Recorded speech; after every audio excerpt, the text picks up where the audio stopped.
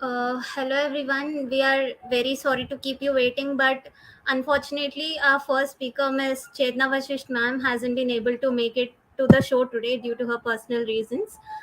We have to postpone the session to 5 p.m. today and conduct the session forward with the other three speakers. So please join us at 5 p.m. and we are so sorry for the inconvenience. Thank you.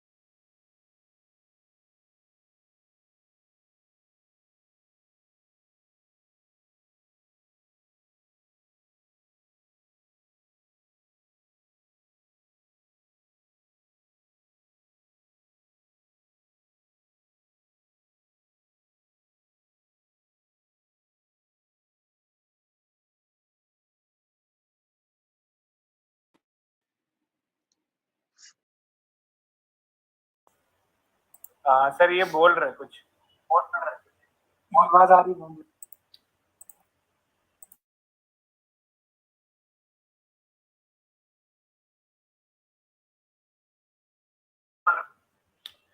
Good evening, one and all present here. College life is that part of your life that you're going to relive in your memories till you breathe. One of the best thing about college life, undoubtedly, is getting to explore things other than academics. Bearing that in mind, I, Siddhant, and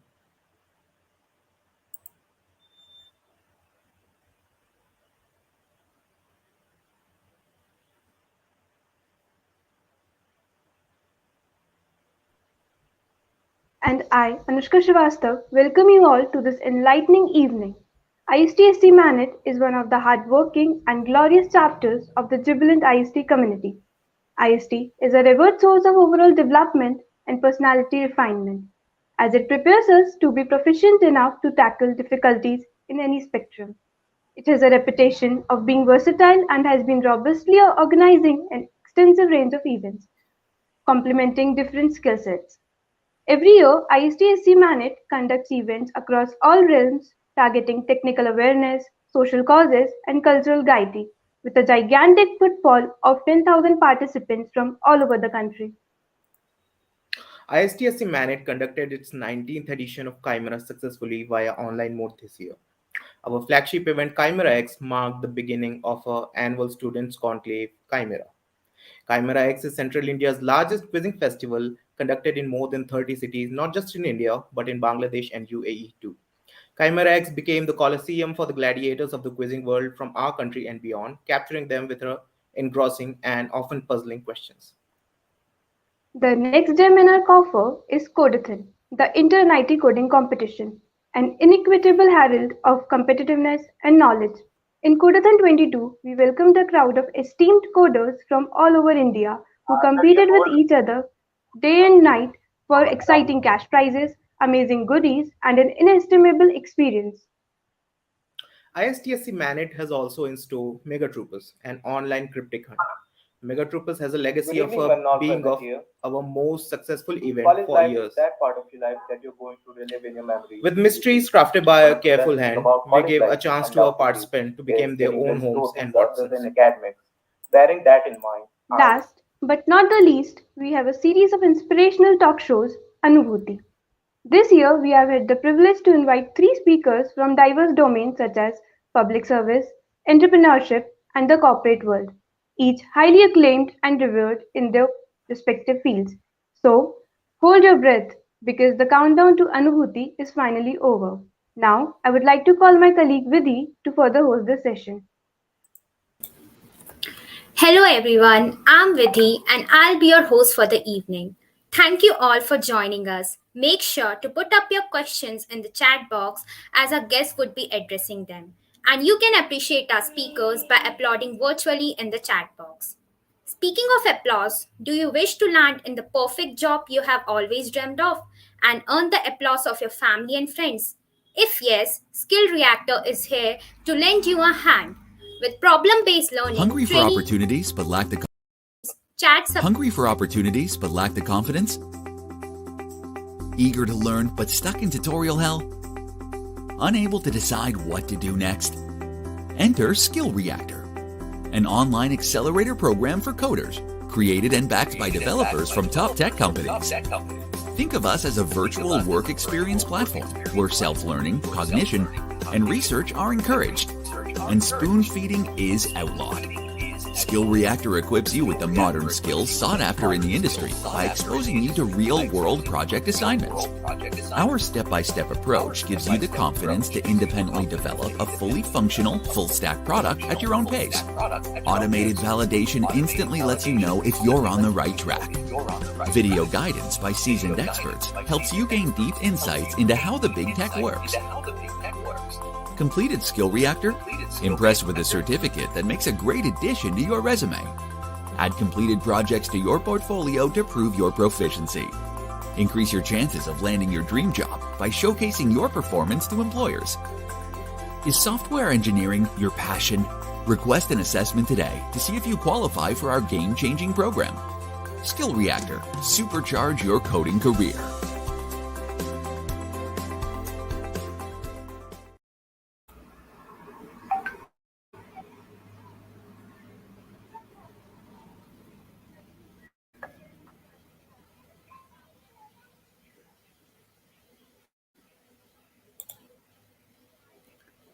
Moving on to the first speaker for the evening, he's the CEO and co-founder of Skill-Lync, an e-learning platform, and he has years of corporate experience in Cummins Incorporated. He had his master's degree from University of Wisconsin Madison. With great enthusiasm, I invite Mr. SuryaNarayanan PaneerSelvam, sir, and I call upon my colleague Ayush to take the session forward.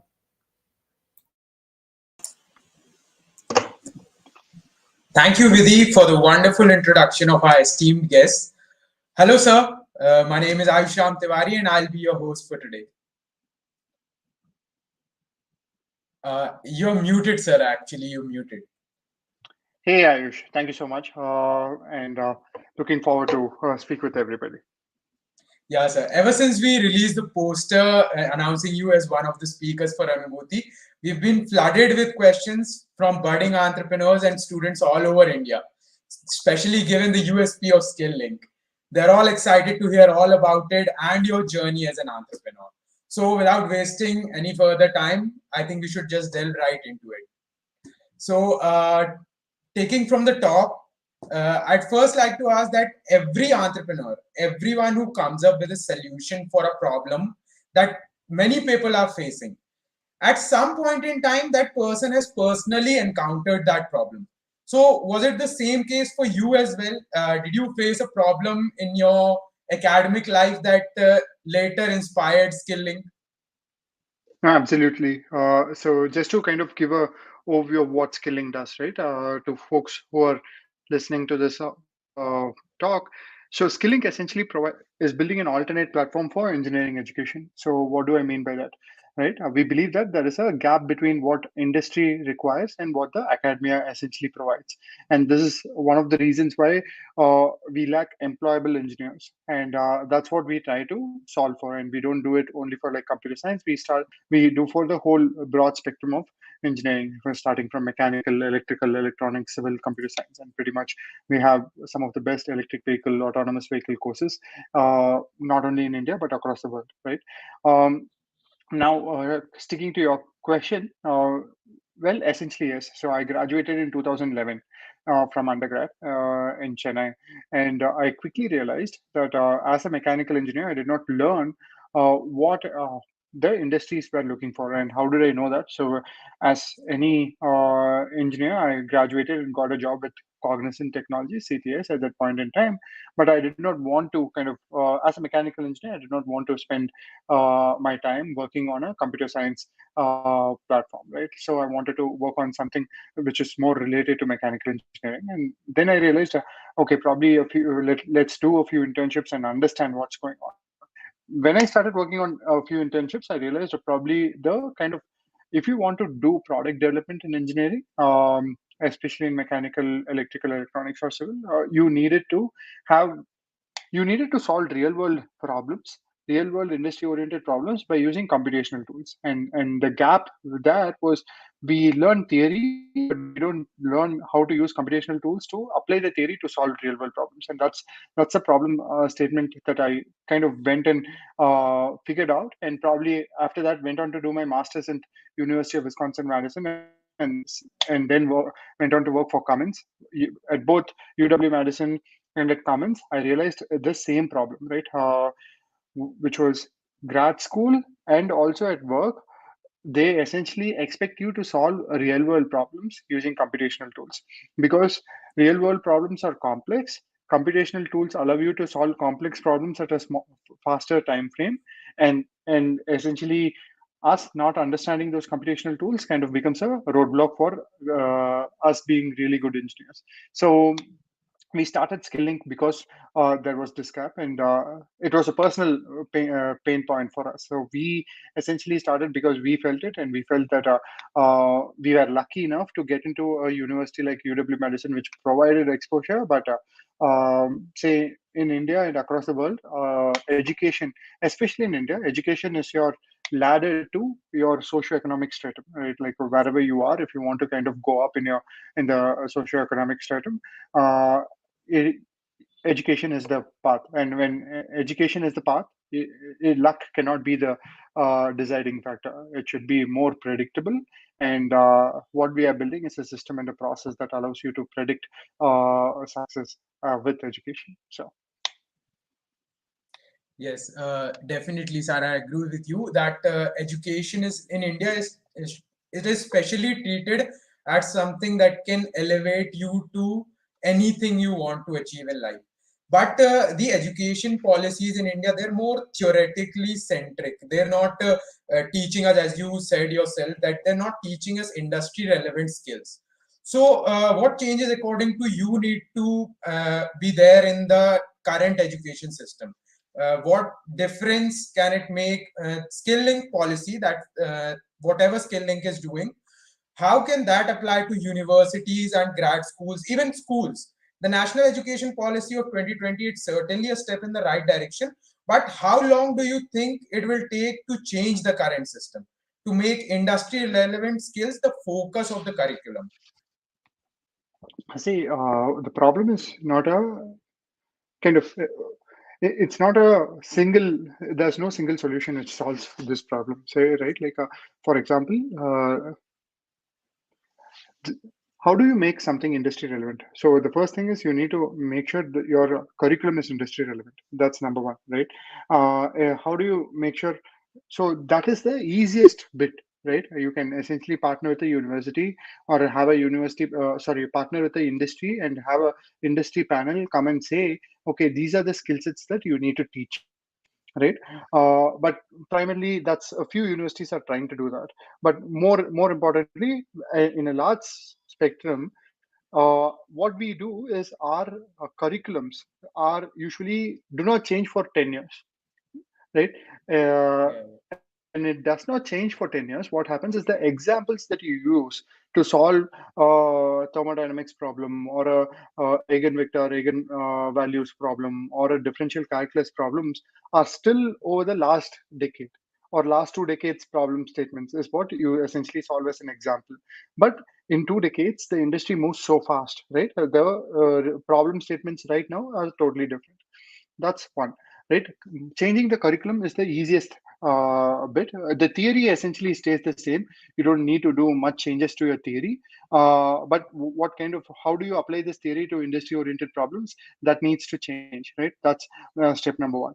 The second step is essentially, say for example, if you guys go to the US and go do a bachelor's degree or a master's degree in the US, what you will realize is every coursework will have a project, right? In Indian engineering, what we will do is our fourth year will have a final year project, right? Or in a third year, there will be a pre-final year project. So essentially, we end up doing two in the curriculum. We end up doing only two projects, right? So all the other things are exams. So essentially, it's a 16 mark or a 10 mark question that we read in order to kind of get the degree. So incorporating projects as a part of every coursework. So think about it, right? Like every semester we read what, 6 subjects, and that's like 7 semesters, 7 6 are 42, and another 3, so almost 42 to 45 projects, right? And if you do that, your resume not only gets better, but you as an individual essentially have a lot more things to learn because you are implementing that. So that's step number 2, right? Now and that's what we at Skilling do, right? Like anybody who takes up a Skilling coursework works on at least 20 projects over a 1 year period, right? That's fundamentally how we are changing things. The step number 3 is essentially making sure the faculty become more industry relevant, right? uh, so in universities, in Taiwan universities, usually that happens by faculties working on research, which is funded by the industry. So if you're working on research which is funded by the industry, your ability to understand what the industry requires is high. And any research assistant, any student who becomes a research assistant with that professor has the ability to learn that skills. But in tier 2 tier 3 universities, usually professors do not have that industry connect. And if you do not have that industry connect, or if you have not worked in the industry, you do not have an idea of what the industry wants. You only have an idea of how to teach the curriculum and how to make people pass that particular coursework. So those are the things that these are the three steps that we should take, right, in order to make sure at scale our education system moves from not only graduating engineers, a lot of engineers, right? It should essentially become graduating real engineers. So 25% of world's engineering talent is in India, right? Think about it. If 25% of world's engineering talent is in India, how many products are going out of India, right? So we do not have that many products, right? We do not have a smartphone that we can say is in the top three or top five in the world. We do not have a vehicle that we can say that's in the top three or a top five of the world, and essentially infrastructure, and we can essentially lay out services. Yes, definitely, right? We are a good ITITS services company thing, but if India needs to grow at a faster pace, we need to build products. Why is that, right?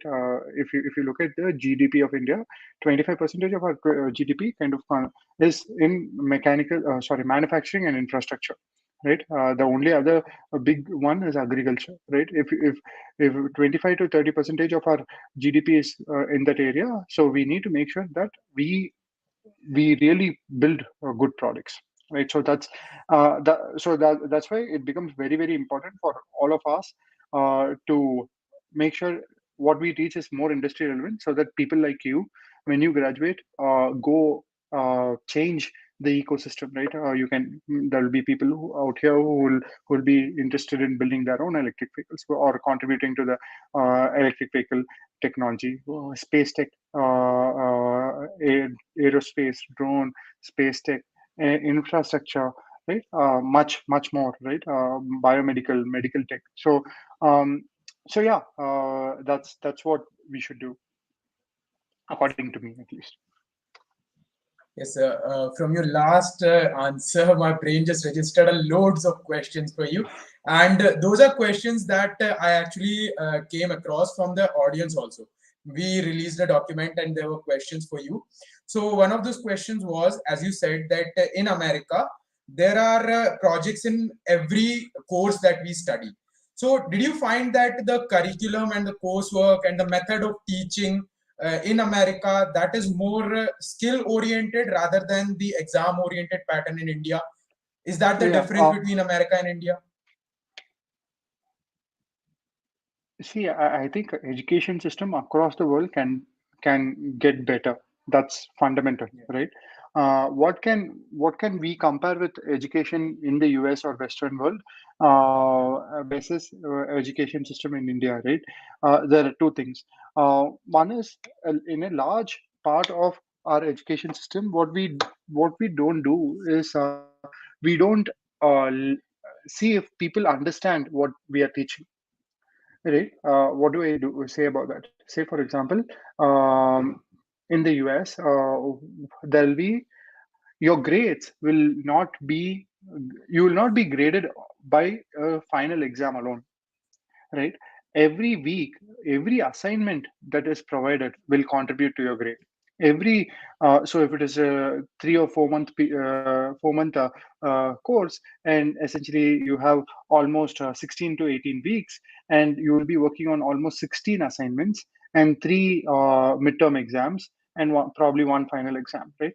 And all of this will essentially, and then your assignments or exams will not be like, okay, here's your question paper, you don't refer anything, just answer, right? But out there it will be, you can use your book, there will be an open book test, there will be a take this test to your home and submit it by 3 days, so you can essentially use Google, whatnot, and submit it, right? What this allows is, it allows people to understand what they are solving, right, rather than only mug up and essentially say, okay, for this particular question, this is the answer, right? Rather than doing that, they essentially allow. So, as an open book test, so say for example, there are three types, right? One is, you do not.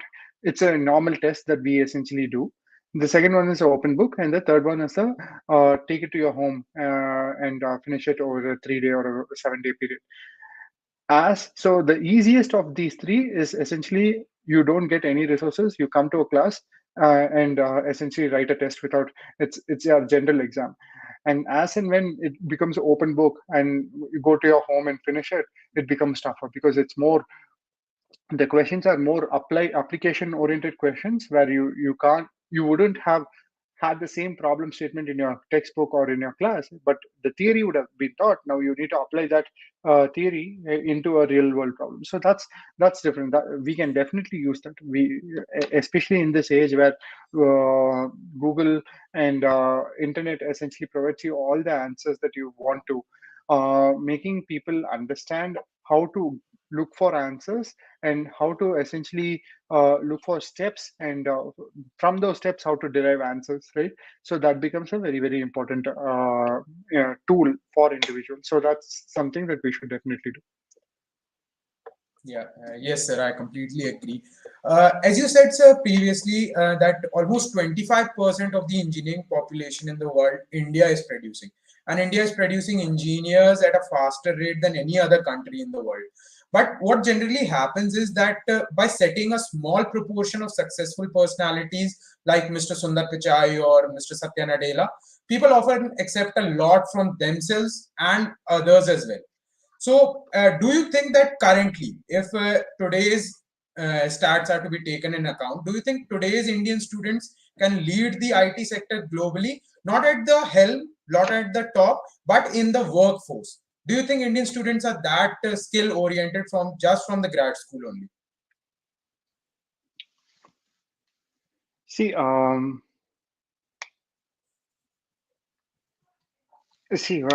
think what we do at India is we have really good primary education, right? All our schooling, we essentially focus on a lot on math, physics, chemistry, and sometimes biology as well, right? That sets us up very, very strongly, right? So even if undergrad does not do justice sometimes, what we our ability to kind of have very strong fundamentals and even undergrad, right? The theoretical stuff that we learn is very, very strong. Now, to kind of lead multiple companies, obviously, right? There are really good people leading some of the best companies in the world. How do we do that at scale, right? How do we do that in India, right? Rather than in the world, right? Like, how do we build companies in India? How do we build from India to the world? That's something that should happen and needs to happen at a faster pace, right? And the answer to that question is definitely we have the skills. We just need the exposure, right? And that exposure needs to be so we have the knowledge. We need to have the exposure and the skills to apply that knowledge to kind of crack some of the important problems that the world needs to be solving. Yes, sir. So I don't know if I Uh, answered that question, but the answer is, if we have the talent, and we just need to kind of provide exposure. Yes, definitely. And judging from your previous answer also, people who are exposed to knowledge at that level, exposed to exposed to the company and the industry sector at that level, they generally find that the work environment and others that is better outside. That's the reason for the major brain drain that we have. But moving apart from that, aside from that topic, I'd like to ask you that for any venture to be successful, the top priority is a dedicated team that turns the vision of the team into reality. So, at the time that you were building Skill-Lync along with your co-founders, what parameters did you keep in your mind while choosing the founding team, the founding members of Skill-Lync? What went into your mind? What went into your thought process? Oh, see, uh, with respect to what did we think about founding team, right? Like, see, Sarang and I were not from Taiwan colleges in India. So, as and when we so just to kind of give you an history, so we went to grad school in the US, finished our masters, went on to work in the US for almost 4 years. I worked for almost 4 years. Sarang worked for almost 6 years. So quit our jobs and moved back to India in 2016. And so 2016, 2017, 2018, while we were looking for product market fit. So 2016, 2017, we did not hire pretty much. We were still figuring out product market fit. 2018, we started figuring out product market fit, right? And one of the things that for us worked was students who took up our coursework were our first people who kind of came in and started helping us out in building the company, right? So especially in sales, uh, and support, right? So this is how we started building. But over a period of time, there are multiple phases in building a company, right? And there are multiple ways that you can build a company. For us, we were a education company at the end of the day. So the only thing that we needed to provide very, very well was our ability to provide good quality content and good quality support. So good quality content essentially enabled us by we were enabled by the instructors that we chose, so they needn't be in our payroll, right? And support needed to be in our payroll so that we can provide support at any point in time. See, for example, if you have a question, we need to answer that question right now. If we say, okay, put it in a forum and somebody will answer over a 2-day period, your thirst for solving the particular problem will go away. So that's something that we focused on. So the best people who started supporting well was a student who we started supporting strongly, and they became our employees, and they started supporting in the same manner that we started supporting. So that was the 2018 phase.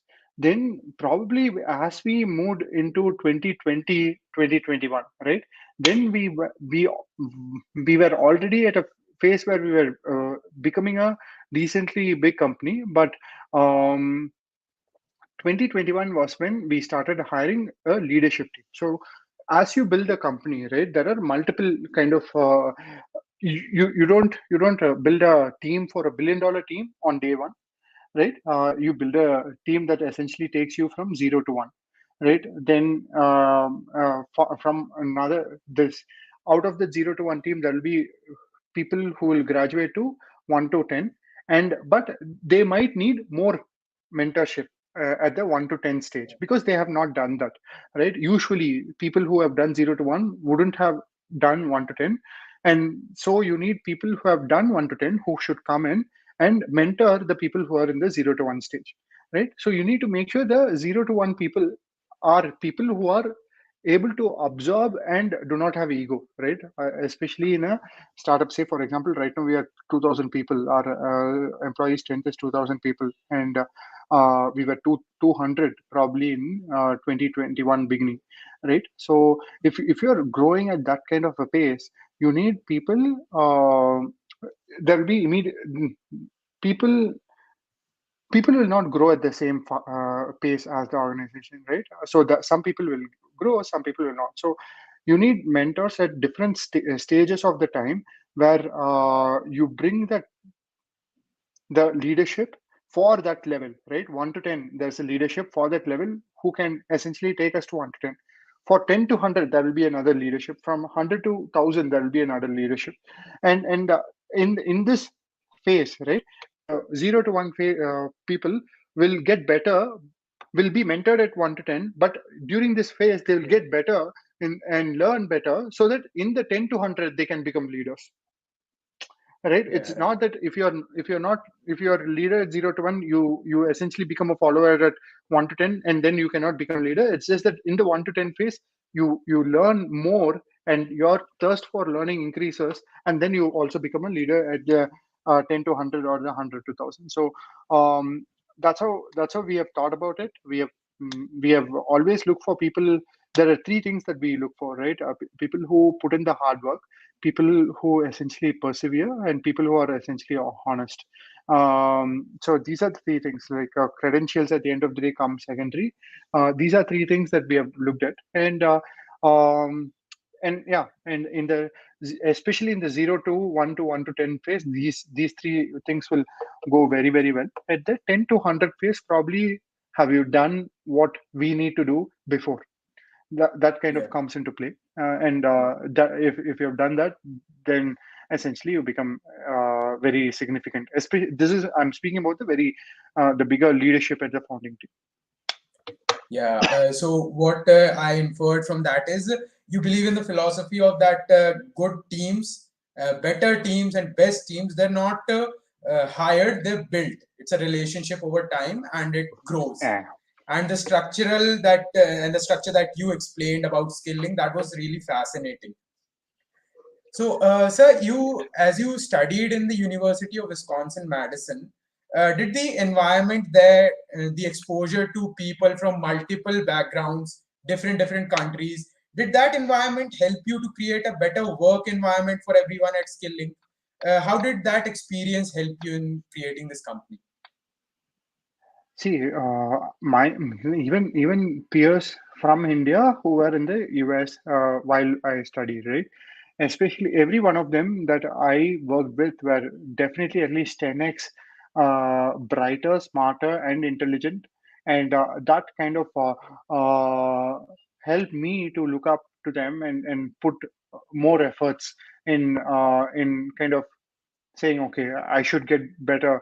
A better version of me should be there, right? So that effort out there helped me build a discipline of, okay, to get better, you need to kind of have a brilliant discipline of hard work without worrying about Yeah. the results, and the results will happen. So that was the same principle that we brought in India, and with respect to the culture, at the end of the day, getting work done is the fundamental thing, right? One of the things that when people think about flexibility at work, and what they think about is only um, timing of hours, but essentially it's not about timing of hours. Flexibility of work is essentially how you get work done at the end of the day, is what defines that flexibility. So it can be, you might be a morning person, you can essentially start in the morning, finish by noon, and vice versa, but is the work done? But if the work, and you can be another version where you you come into the company at like 9 a.m. and leave at 12, but there is no work getting done, right? It does not mean you putting your hours in alone does not mean that you've worked. You getting work done essentially means you're getting work done, right? And that's how simple that we have kept it. And and over a period of time we have built metrics and processes that kind of measure that as well. But yeah, this is how we started, at least. Yeah, what you mean to say is that as you explained your early days in the University of Wisconsin-Madison, that if you're the best in your class, you're in the wrong class. We need constant motivation and constant competition to better ourselves, and you have applied that to your company as well. Sir, you explained, as you told us, that you've worked in the corporate sector also. You were a product engineer at Cummins Incorporated. So, getting exposed to that kind of environment, we've talked about the academic aspect and the university aspect of experience. What about the corporate experience that you had? Did that help you in creating skilling better work environment? Oh yeah, definitely. So Cummins was one of the best experience that any engineer can get. They were working on state-of-the-art technologies. They showed how actual engineering was done, and they were inventing stuff every day, and it would be a process.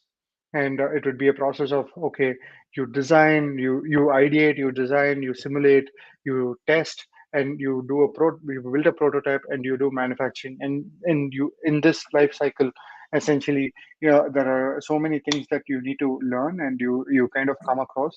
And that was an amazing experience. And the people again out there were, if grad school was 10x better people, this was 100x better people than me. So always had to kind of always had the opportunity to learn. And that's what we try to do at Skill-Link, right? Like, we try to build an atmosphere where people can learn from each other. We want each other to, it will be a competitive atmosphere, but it will be an atmosphere where you're always on the lookout for how you can learn, rather than essentially say, hey, this is not my work, right?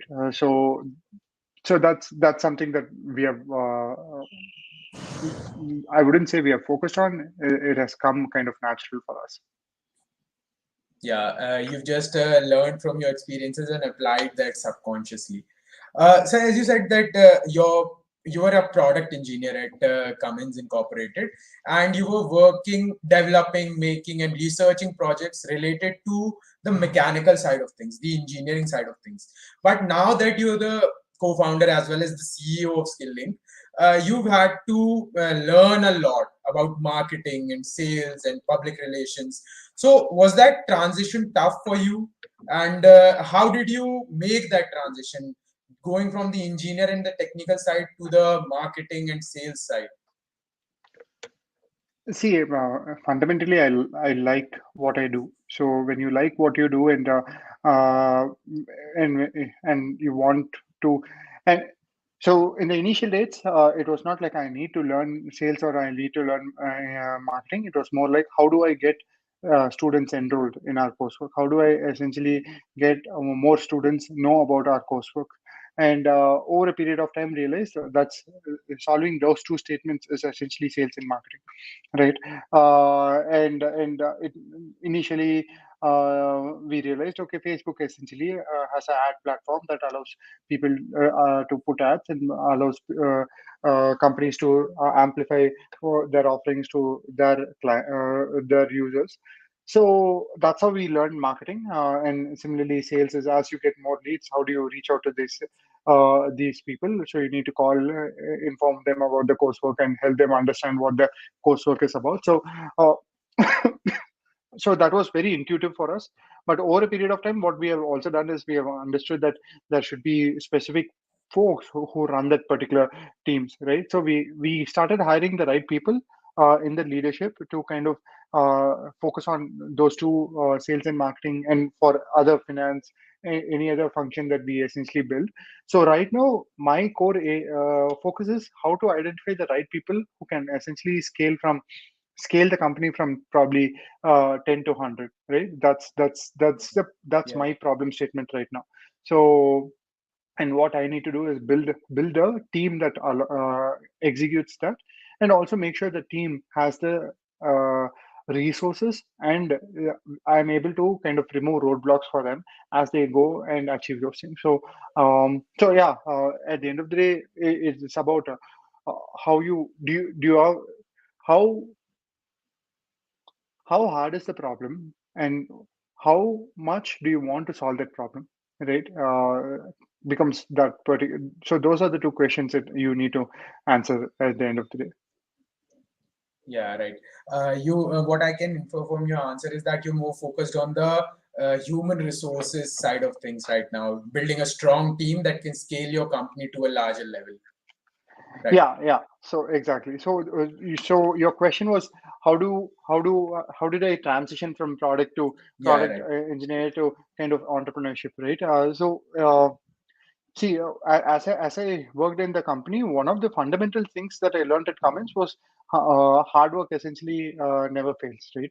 And this I also learned at grad school. While my peers were 10x better, and while my at grad school and 100x better at work, one thing that I realized was as I put more amount of time and effort to learn those things, I was able to kind of also contribute to the team's cause, right? At that point in time, I realized, so if I and that's what entrepreneurship is also about.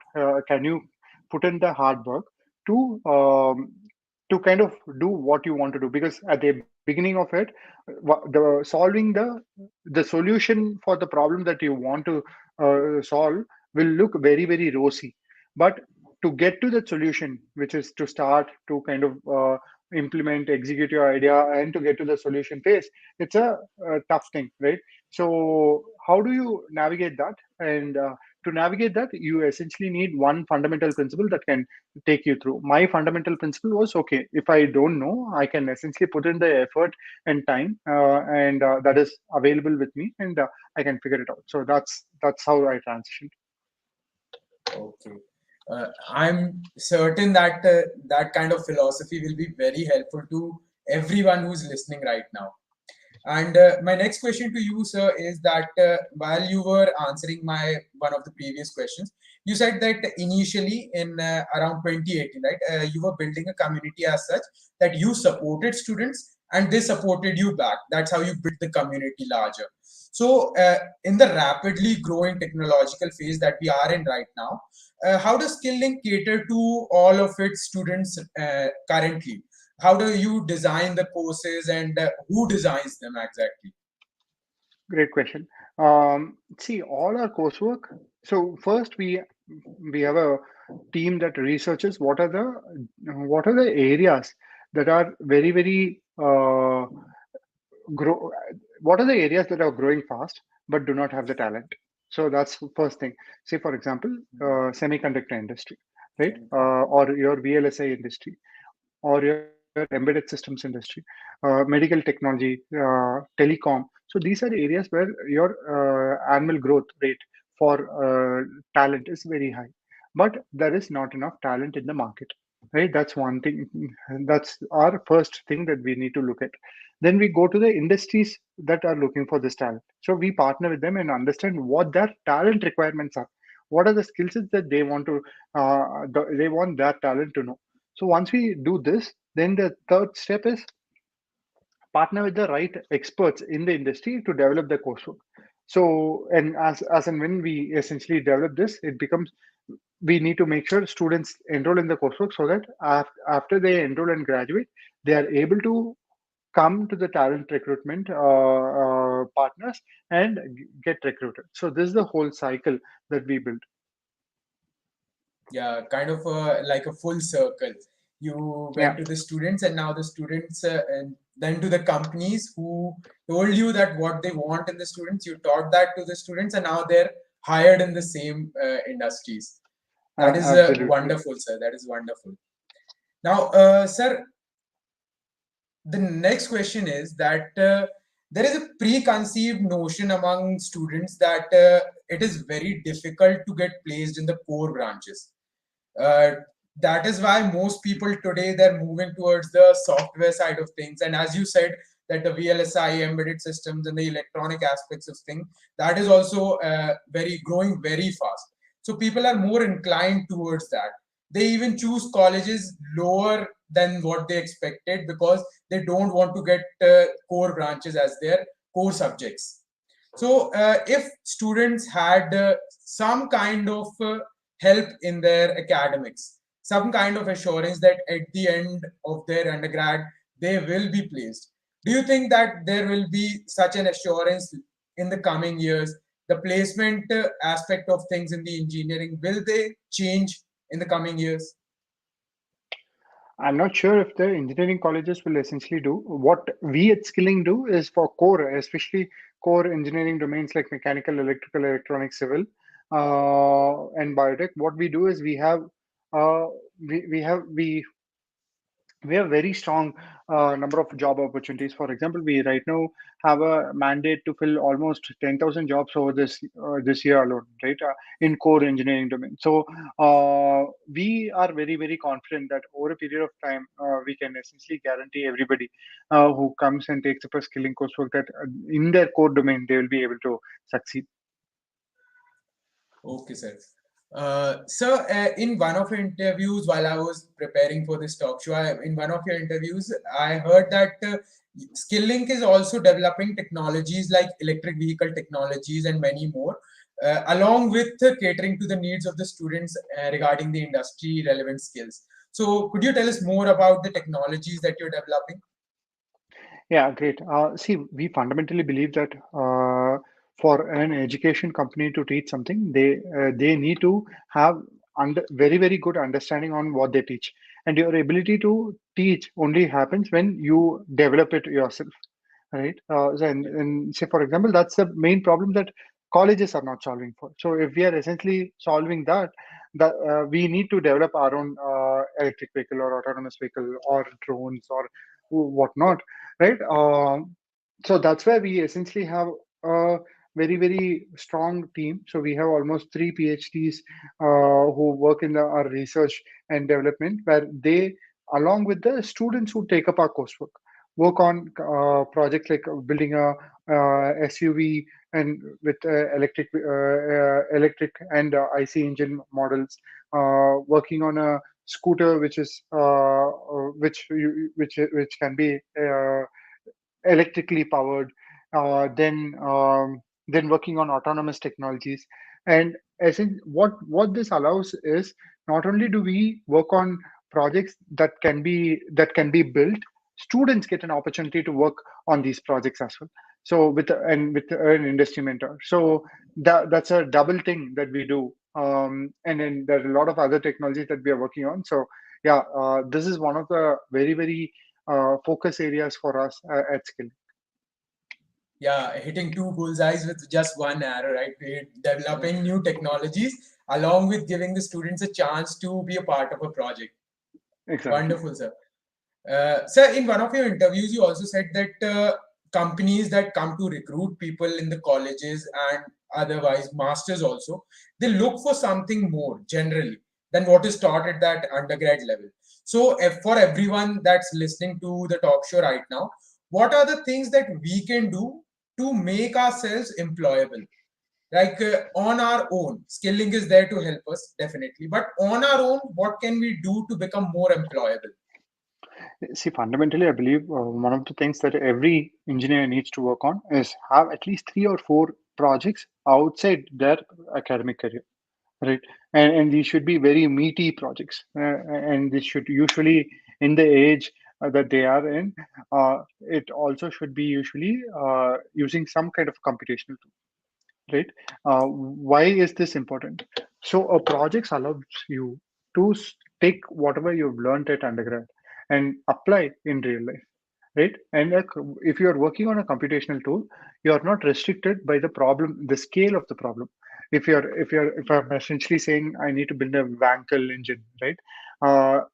In a physical infrastructure, I'm restricted by the scale, right? There's cost associated with it. There's purchase and whatnot, right? Like, but in a simulated environment, you can essentially build and you have the same kind of knowledge because you need to read it. You need to read as much as you can to kind of start implementing it. So, work on projects, 3 to 4 projects. Use computational tools in these projects and solve good problems. Right? It does not need to be innovative problems. It does not need to be big problems. It needs to be problems that are very present, which is it should be real world problems, and that's essentially what it should matter. Yeah, right. So basically, more than focusing on the marks, what you're saying for us is we should focus more on implementing what we learn. That way, Oh we yeah, can learn even faster. yeah, yeah. Yeah. So my next question to you is that entrepreneurship, especially in today's world, entrepreneurship is increasingly becoming a sought after option for undergrad students. There are examples of people who founded companies while they were studying in college, and those companies are big successes. They may not be first time success, they may not be one time hits, but there are certainly companies that have great successes that started in undergrad while they were studying in the undergrad college. And then there are people like you who went for masters abroad, went into corporate careers, gained the experience, gained the real life corporate experience, and then founded their companies. So, which approach, according to you, is better for the students in India right now? Hitting right off the bat, going into the startup world, or going outside, gaining experience in the real world, and then starting their own ventures? See, the time, the timing is not the most important aspect of when you want to start up, right? The most important aspect of it is, do you have a problem that you want to solve, right? And it can be Yeah. you might have a problem right out of college, right? You might have a problem 2 years straight out of college. You might have a problem 10 years. You might have a problem 30 years out of college. It does not matter. But what is the problem statement that you believe is very important to solve for you and for a lot of people? That's number one, right? And if you solve that alone for you and for say 100 people or 200 people very, very well, and then scaling it becomes very easy. So when is not a question, the question is what, right? What are you trying to solve, right? And how are you trying to solve? And then comes when, right? Usually, yeah, so that's how I would think about it. Yeah, but the problem that arises, and that one of these problems I have experienced myself on a personal level, that coming up with a novel problem to solve or coming up with a novel idea to give to the world, that is very difficult nowadays. Everything that we can think of, somebody or someone else is already doing it, or at some scale, they're already building it. So, how do we contribute in that environment? What can we do in that environment? Every problem that is being solved today, so say for example, BYJU's is a $20 billion company, right? Yeah. And BYJU's is the not only India's best edtech company or biggest edtech company, it's world's biggest edtech company. The problem that they are solving is for the K-12 education and probably test prep, right? The problem is still not fully solved. Probably that problem is only solved 2% of it, right? Uh, and you can think about it in the social network aspects as well, right? Say for example, Instagram or Facebook. There, right? If you're thinking about a particular problem there, so TikTok was only probably 5-6 years, all right, and you'll see that happening. So if any problem that you want to solve, there is always a solution, right? Ola cabs, before Ola cabs, there was a taxi service that can where you can phone, call, and book. How you solve that problem is becomes the important aspect of it, right? Ola or Uber allowed it to be solved using an app, right? At that point in time, app was coming up. They tried to solve it using an app, right? Um, for example, so yeah, so that's essentially how you should take a look at it. So do not worry about. See, this is why it becomes very important. So if you have a problem that needs to be solved, and if you think that there is someone else who is already solving that particular problem, right? Then they are not solving it in a better way, because if they had solved it in a better way, you would not have a problem, Yeah, we would not be facing the same problem. Yeah. right? So, say for example, you would not have a problem ordering food, right? You will not have a problem booking a cab. You might have a problem the cab guy getting cancelled. That's a problem Yes. statement that probably you can solve, right? Still, Yeah. I don't know how, but it can be solved. So what, say for example, if you have heard about a company called Zepto, which is doing like 10 minutes delivery, right? Yeah. Yeah. The problem that they are solving is very, very, they define the problem very small, right? The problem that they want to solve is provide 10-minute delivery. That's the only problem that they are solving. But what happens is, it does not, your initial problem that you want to solve need not be a big, I want to create a social network for the world. It need not be that. It can be very similar, very small, like I'm providing you a 10-minute delivery. If I'm able to solve that very, very well for 1,000 to 10,000 people, then I can say, hey, 10-minute delivery is better than your normal deliveries, Yeah. and expand my market. And then I can say, okay, for 10-minute delivery, this is the cost, but I can do 30 minutes delivery. I can, and by the way, I'm doing 10-minute delivery in probably groceries. I can do an hour delivery in electronic items, right? Right. What Amazon does in a day, I can do it in an hour or 2 hours or How? 4 hours, right? So Right. do people need that? I do not know. But essentially, there's some concept called as, um, see, you might, if you guys are into entrepreneurship, it's called TAM, which is total addressable market, right? The market that your solution will address, right? And how big is the market? Big is the market? Now, to start with, your market need not be very, very big, and this is why, uh, yeah, people will say you need to have a very big market, right? It need not be very, very big. It can be very small. but your ability to expand the market over a period of time needs to always be there, right? So I'll kind of give you an example. There was an employee, a colleague of mine, who essentially said, "Hey, I have a idea, right? The idea was cobbler services on demand, right? So essentially, if you just there'll be an app or a phone number where you can essentially ask call for a cobbler, and they will come home and stitch your shoes or slippers and go right in 1 hour. But see, if you think about this, you'll be like, oh, okay, who's going to use it, right? I'll just go buy another slipper or whatnot. Slippers are so easy to replace. I'll buy another slipper. But if only 100 people, or even if only across India 10,000 people want that service, if 10,000 people like that service and are using once every month, right? What you can do after 10,000 people is you can say, hey, okay, guys, I'm doing corporate service. By the way, you're using me regularly. Now I have launched my own essentially shoe or slippers, right? From all my learnings, I've launched my own slippers. Do you want that? Right now, essentially, you're not a cobbling on-demand cobbler. You're a on-demand. You're a footwear company, right? Manufacturer And of shoe. manufacturer. Yeah, right. Now, if footwears essentially go well, then you can say, hey, okay, you're using my footwears. Why not my shorts? Why not my? So you can become an apparel company, right?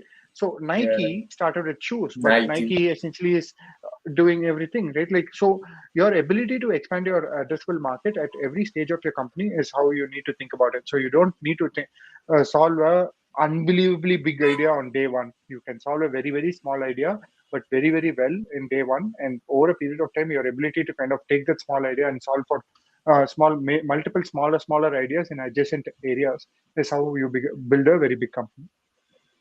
Yeah. While you were explaining that we can go from one step to next step, the same example came to mind. The Nike, they were essentially a shoe company, and then they built it into an apparel company full. And other So points Nike, that so right. just to let you know, Nike was not even a foot manufacturer, Yeah, right? they They were exported a from Japan and then just sold. reseller, Yeah, right? right. So they Reseller. essentially were a reseller, right? And Yeah, from right. reseller to going into a manufacturer, right? So that's Yeah, how right. yeah. So yeah. Yes, sir. And other point that I picked up from your answer was that by the example of Instagram, Facebook, and then TikTok came, and then there were already taxi services, and then Ola, Uber came. So what you meant to say was that your problem might not be novel, but you can already innovate on the existing solutions. You can provide something better. So, sir, moving on to my last question for the evening.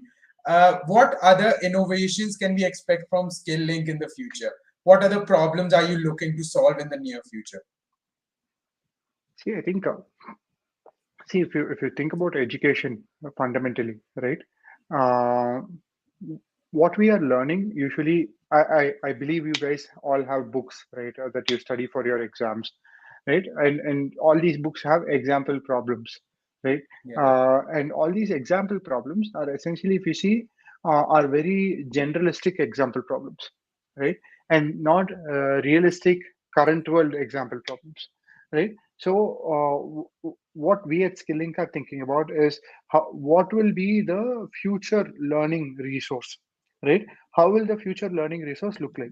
So right now it's only books, but if you want to learn particular concept, you might go to YouTube and Google that particular concept. But in the future, your book alone will be in a multi-dimensional format, right? It will have content, theory. It will have an example which is more industry relevant, and it will have images, 2D animations, 3D animations, videos, AR, VR, and everything. But essentially, your book will be a physical copy, but books will have QR codes which can essentially show you all these aspects of it, right? So that's something that we are very excited about. Yeah, you've got me excited about such a kind of book as well. Uh, Thank you, sir. We had a wonderful time with you, and I hope that everyone who was watching got to learn something valuable. And we some final words, sir, from your side. Hey, thank you so much for having me. I really enjoyed all the questions. And all I would say is, again, a lot of people say this, so just pursue a passion, and the passion need not be like world acquiring passion, right? It can be a passion that you are passionate about. It can be only a problem that you are facing, and you are solving a problem for you. And if you're just solving a problem for you, and you want to become big, you become an influencer or a creator, right? But if that is not only your specific problem and 100 people have, that becomes a company by itself. So there are multiple opportunities, and you don't need to alone build companies, but you can essentially join companies and also contribute, and see what problems, usually as you graduate and go to companies, uh, pick companies that solve important problems, because there are a lot of important problems to be solved, and picking a company that solves important problems allows you to learn really good stuff at a faster pace. So yeah, I just wanted to say that. Thanks for having me. Thank you, sir. I myself and my team of ISTSC MANIT was honored to have you on the stage of Anubhuti 2022. Thank you, sir. Thank you so much, guys. Have a good day. Yeah, over to you, Yuvraj. Yeah. Good evening, everyone. I'm Yuvraj, and I'll be the host for the further session. Thank you, sir, for taking out your precious time and interacting with the audience. Continuing with the event, the next speaker we have with us is Mr. Saurav Mukherjee, sir. He's the Associate Managing Director of Accenture with a background of work experience in revered companies like Cognizant, IBM, and Upgrad. Mr. Mukherjee has a lot to share with everyone. He is an academic council member of the Institute of Engineering and Management and also an advisory committee member of the RCCIIT Kolkata.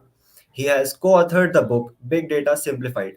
His expertise in data governance and solution architecture is exceptional for students to look up to and follow in his footsteps in their career paths. Lastly, I would like to invite my colleague Danisha to take the session forward.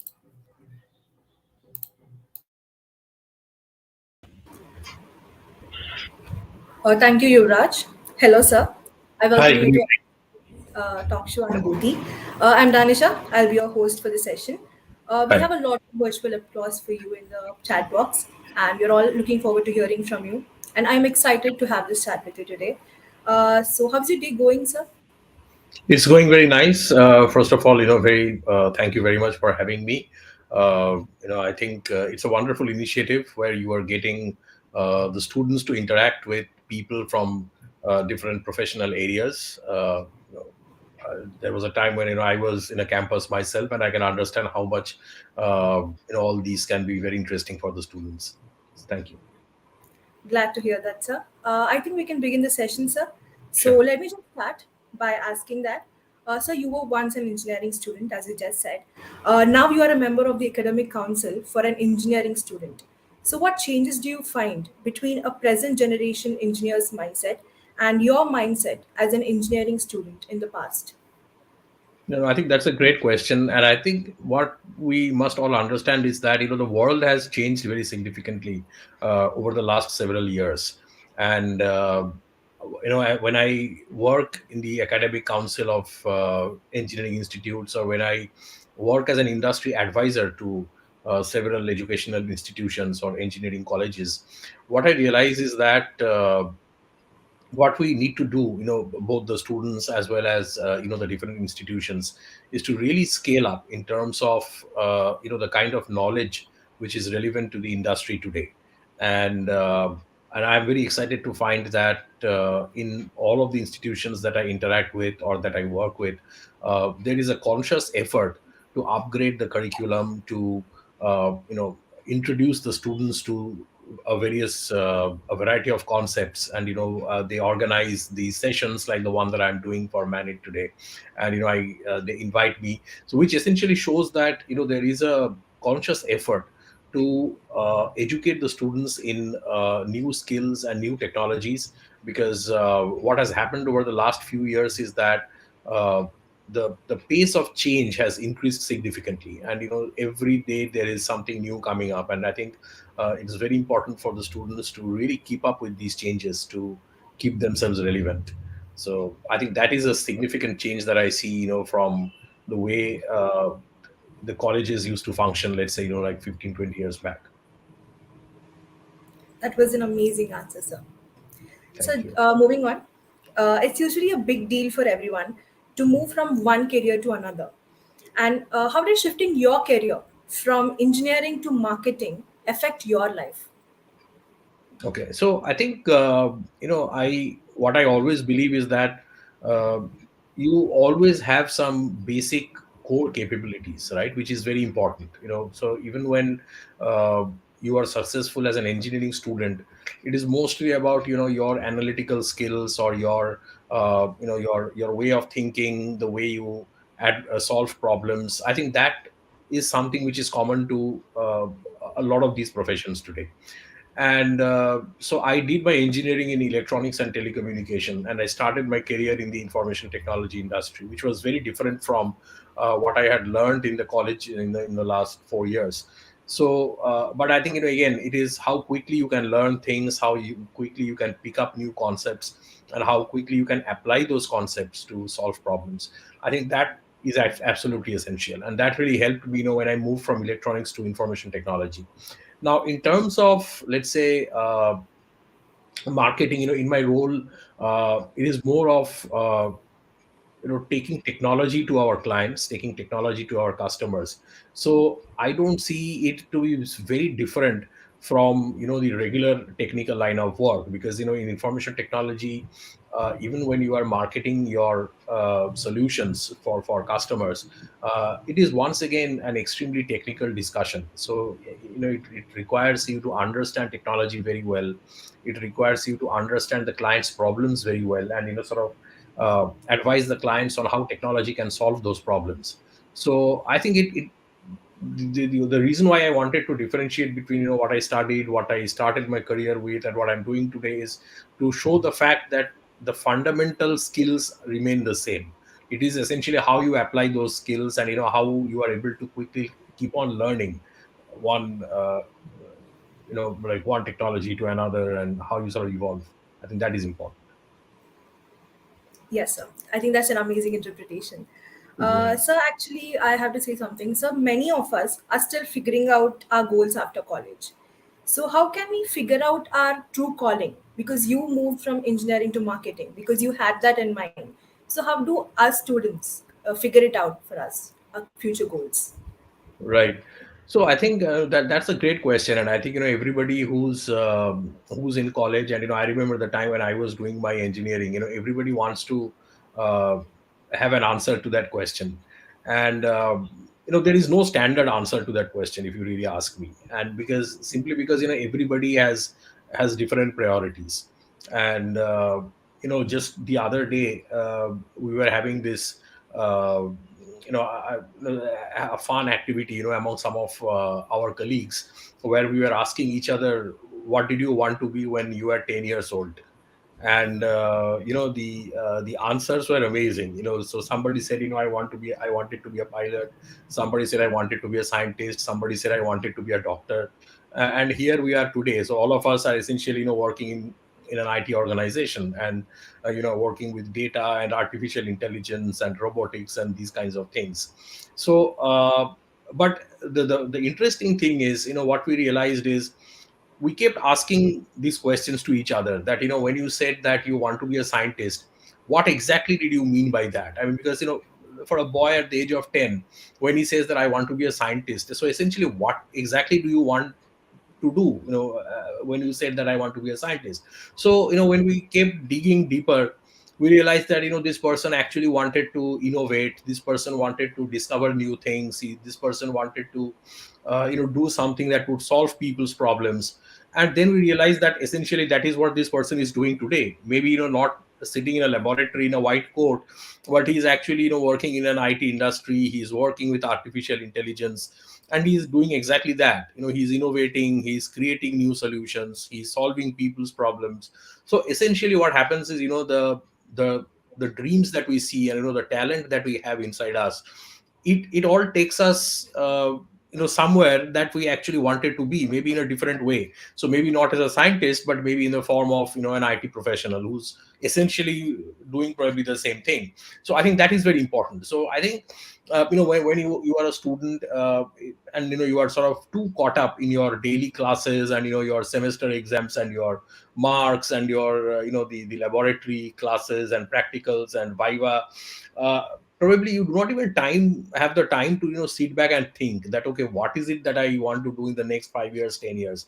But I think if you make the right decisions in terms of the kind of work that you want to do, it eventually leads you to where you always wanted to be. I'll give another example just to answer that question. So I, like I said, I did my engineering in electronics and telecommunication, and the first job offer that I had from the campus interviews was for a semiconductor company. It was one of the most respected semiconductor companies of the world. uh, but I actually did not take up that job. In fact, when I got that job in the campus, all my friends were very happy, and they really felt that I had cracked that. Like, it was like a day zero visit of that company, and they were like, oh, absolutely, you have done it. But I eventually did not join that company because when I asked some of my seniors, who were already working for that organization, that the branding is fine, it's a great company, no doubt, but what is it that you actually do? Like, when you go into office in the morning, what is the work that you guys are actually doing? And what I was told is, and this was several years back, what I was told is that this company actually had a manufacturing unit in England, in a place called Bradford. And so all of these the ICs, the IC chips and all, were getting manufactured there, and the offices in India were mainly being used for testing all of those IC chips and all of that. So essentially, that's what these people were doing. And that did not sound very exciting to me, that you are essentially running tests on some of these semiconductor chips and figuring out if they're working fine and things like that. That did not sound very exciting to me. And this was also the time when IT was becoming extremely hot in the Indian market, and information technology was a new thing. There were a lot of work that was going on the internet, the development of applications for the internet.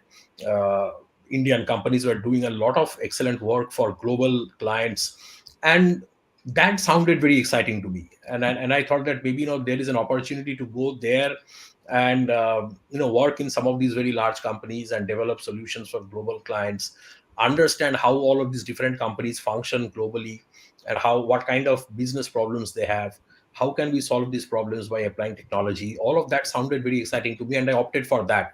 And then a lot of my friends said that, okay, how come you got this excellent offer in the campus but you're not taking it up? I got another offer when I applied externally to one of these companies, and I went on there. So and that's how my journey started. So I think it is very important to understand that what is it that you exactly want to do. We often get caught up in the brands, right? That I have got a so and so company which offers me X lakhs amount per annum, which is fine.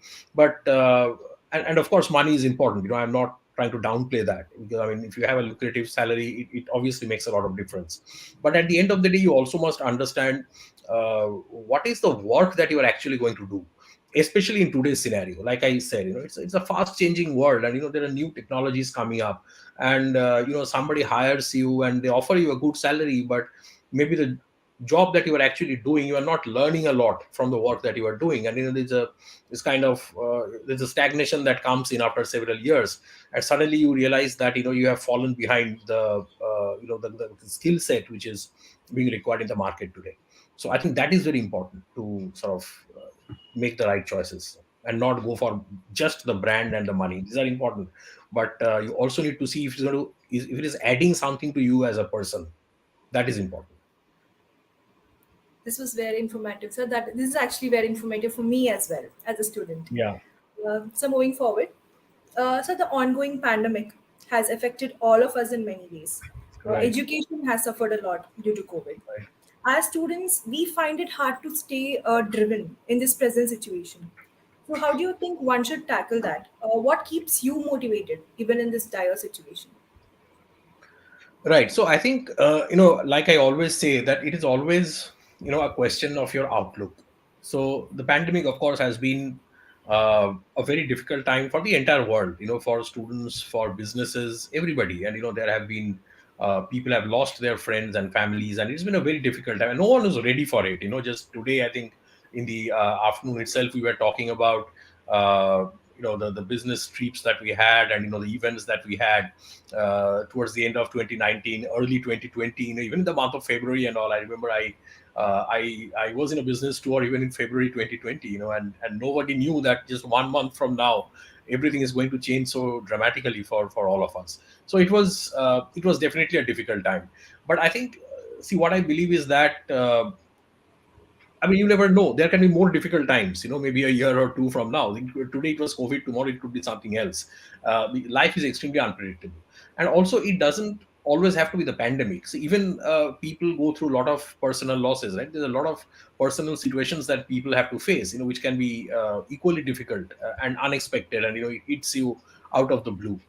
And it happens to all of us, right? It happens to all of us.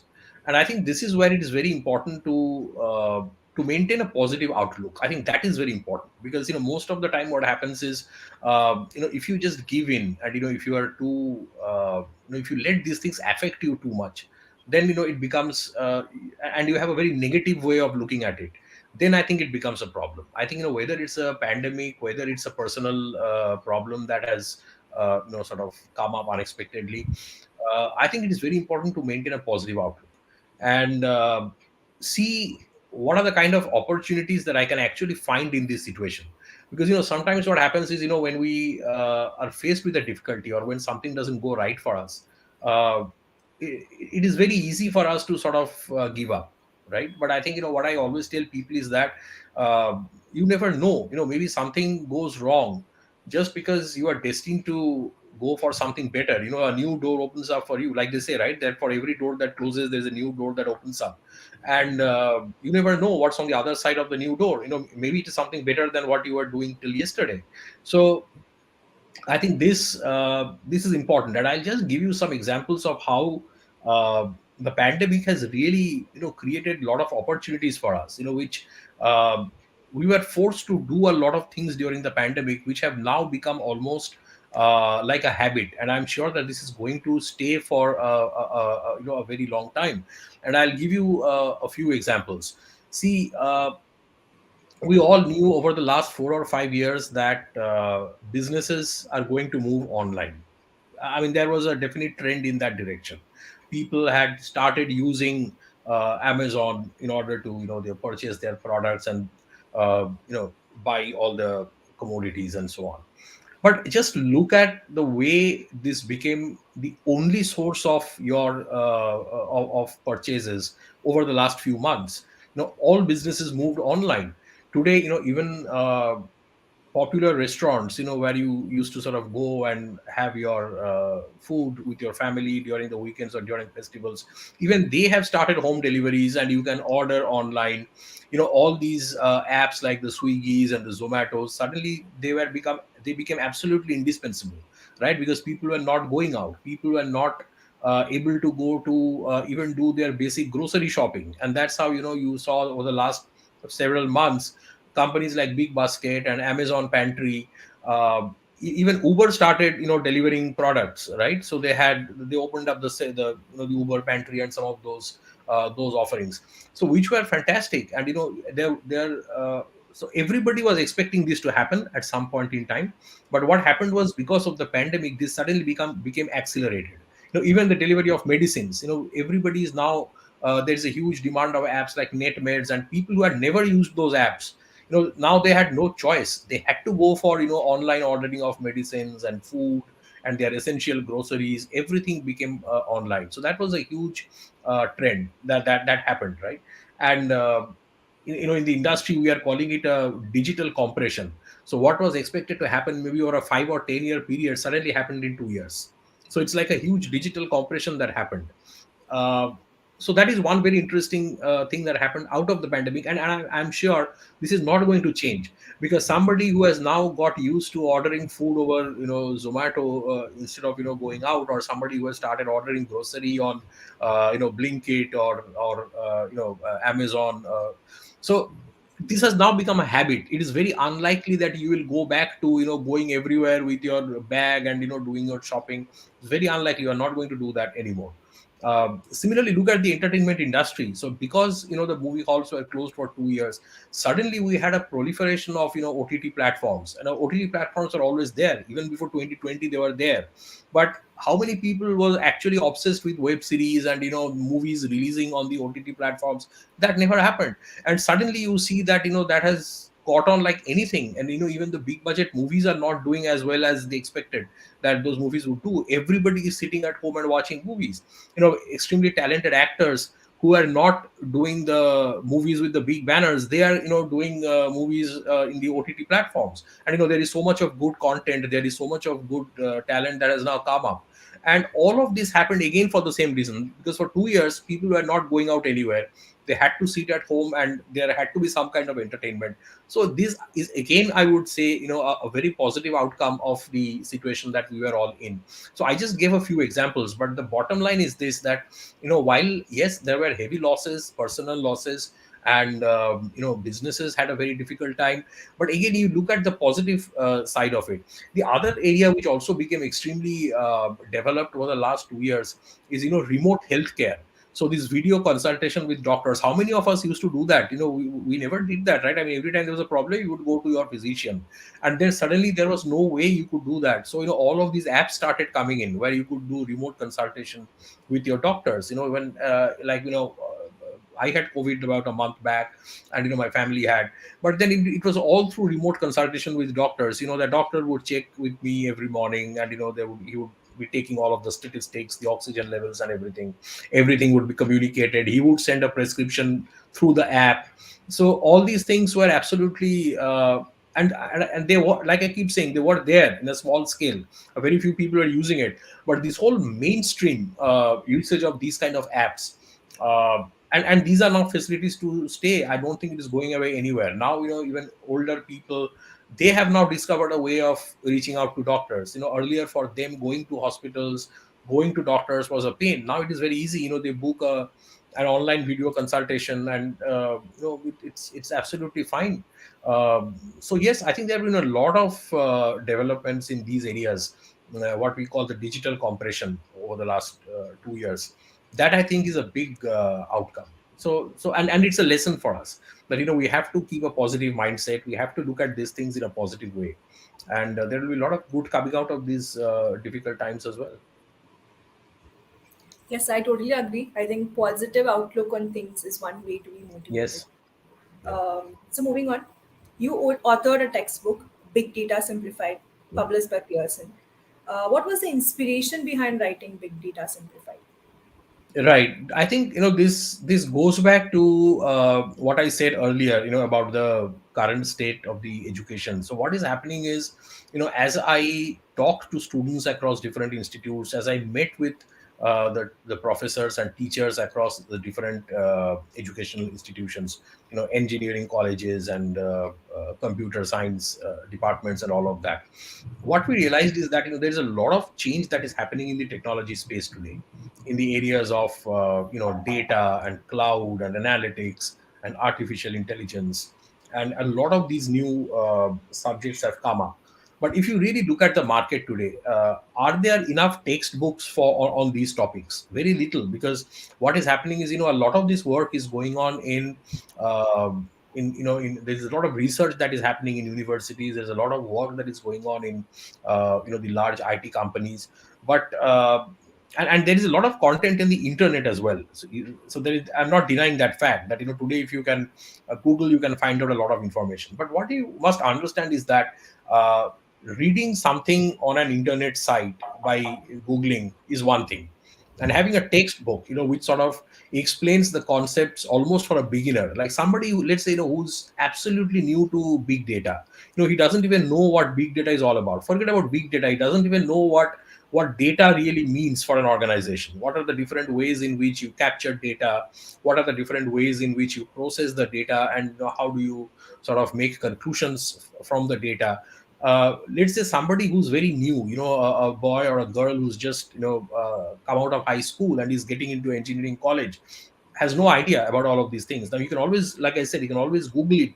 but that's very different from being from reading a textbook, where these concepts are explained from the fundamentals, and then there are, let's say, questions and sample and case studies that he can actually do hands on with very little software requirements, and sample code that he can actually look at. So and bringing all of that in one place, so that he doesn't have to keep searching on the internet, running from one website to another. So that is what I thought would be very relevant. So I actually co-wrote that book, because I also worked with a colleague of mine who is a professor in the machine learning space in one of the engineering colleges. So that's what we decided, that I'll probably bring in a lot of the the technology content. This friend of mine, he would basically, because he's a professor, he understands the way these things should be packaged and structured for students. So that was the inspiration, because I think that is one area where we were still lacking. We need to have a lot of quality, good textbooks in all of these new technologies which are coming up, because that is going to be very important for people who are passing out of engineering colleges. So, sir, can we expect any more such books from you in the future? Yeah, so I'm actually co-writing another book on artificial intelligence, which would probably come out sometime later this year or maybe early next year. So that is also in the pipeline. And again, the concept is very similar. And what I am doing, like the way I am contributing to that book, is I'm trying to put artificial intelligence in the context of real life problems that it is solving today. So that is so that when you because see, personally, that is always my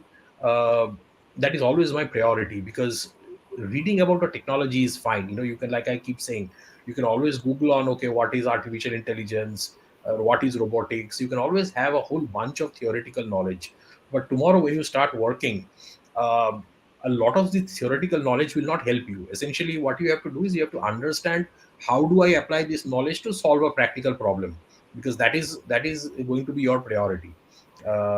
I mean, if you are for example, in a service industry, if you are in a research organization, that's a very different scenario. That's where you are innovating, you are maybe doing very lengthy research for several years. That's a very different that's a very different kind of work. But if you're in the service industry, then knowing all these technologies and how you apply them to solve problems becomes very important. So that's what I try to do. Even in the big data book, that's what I've done. Like for every chapter, essentially what I explain is, so what does it really mean for me in the practical world? How do you use it to solve practical problems? That is important. So I'm writing a similar thing on artificial intelligence as well. Maybe this year or sometime next year it will come out. So we all will be looking forward to the book. Sure. Thank As we're talking about books right now, so if students were to write a book in their specific domain, as an author, what suggestions would you give to students?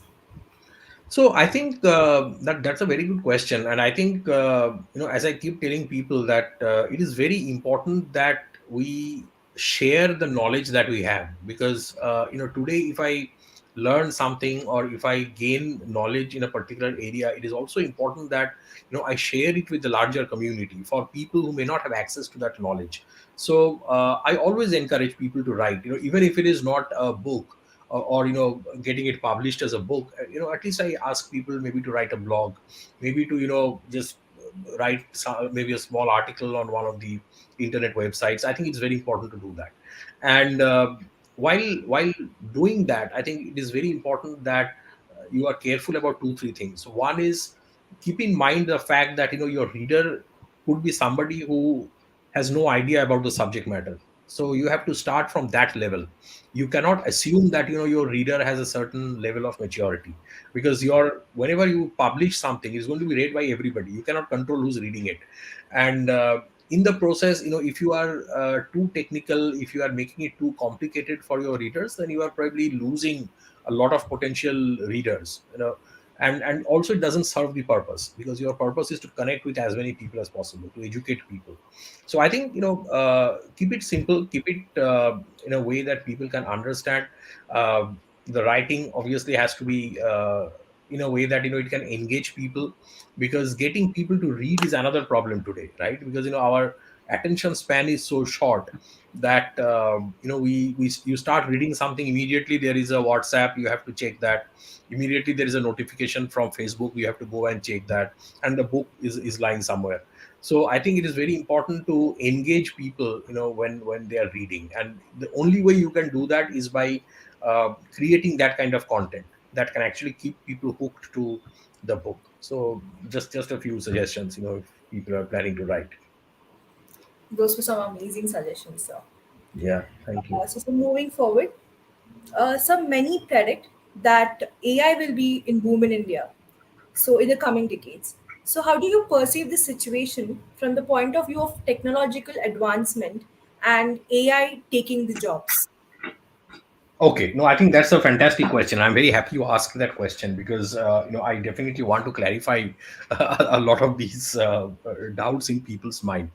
So the first thing is that yes, AI definitely is going to become an integral part of our life, and I don't even want to say is going to become. I think it already has. Unconsciously we have completely entered into a world where artificial intelligence is everywhere. And I'll give you classic simple examples, which a lot of people are not even aware of consciously. So for example, we do a lot of shopping on Amazon. So when you go into Amazon, you see a lot of recommendations being shown to you. You may also like this product, and there are some products which are recommended for you. So how does that happen? So it happens through a technology called recommendation engine, which is an algorithm which runs in Amazon, for example. And these recommendations are made on a variety of parameters. So on the one hand, they might say that, okay, this is what others are also buying, in this particular category. These are some of our very popular products. So, so they make a recommendation based on that. But most frequently, what also happens is they look at your purchase patterns. They look at, what kinds of products you prefer to buy, and based on that they will make you some recommendations, which means that your purchase behavior is being tracked, your navigation pattern is being tracked, like what are the pages you go to, what kind of products you purchase, all of these are being tracked, and accordingly recommendations are being made.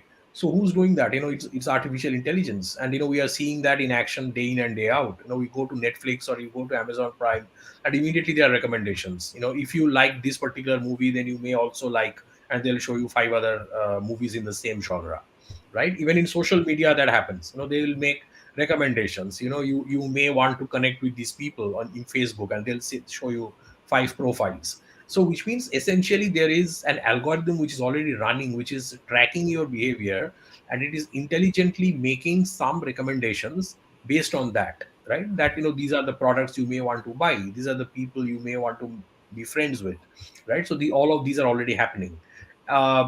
I mean, plenty of examples, where we are not even always conscious that this is artificial intelligence in action. There are a lot of these examples around us.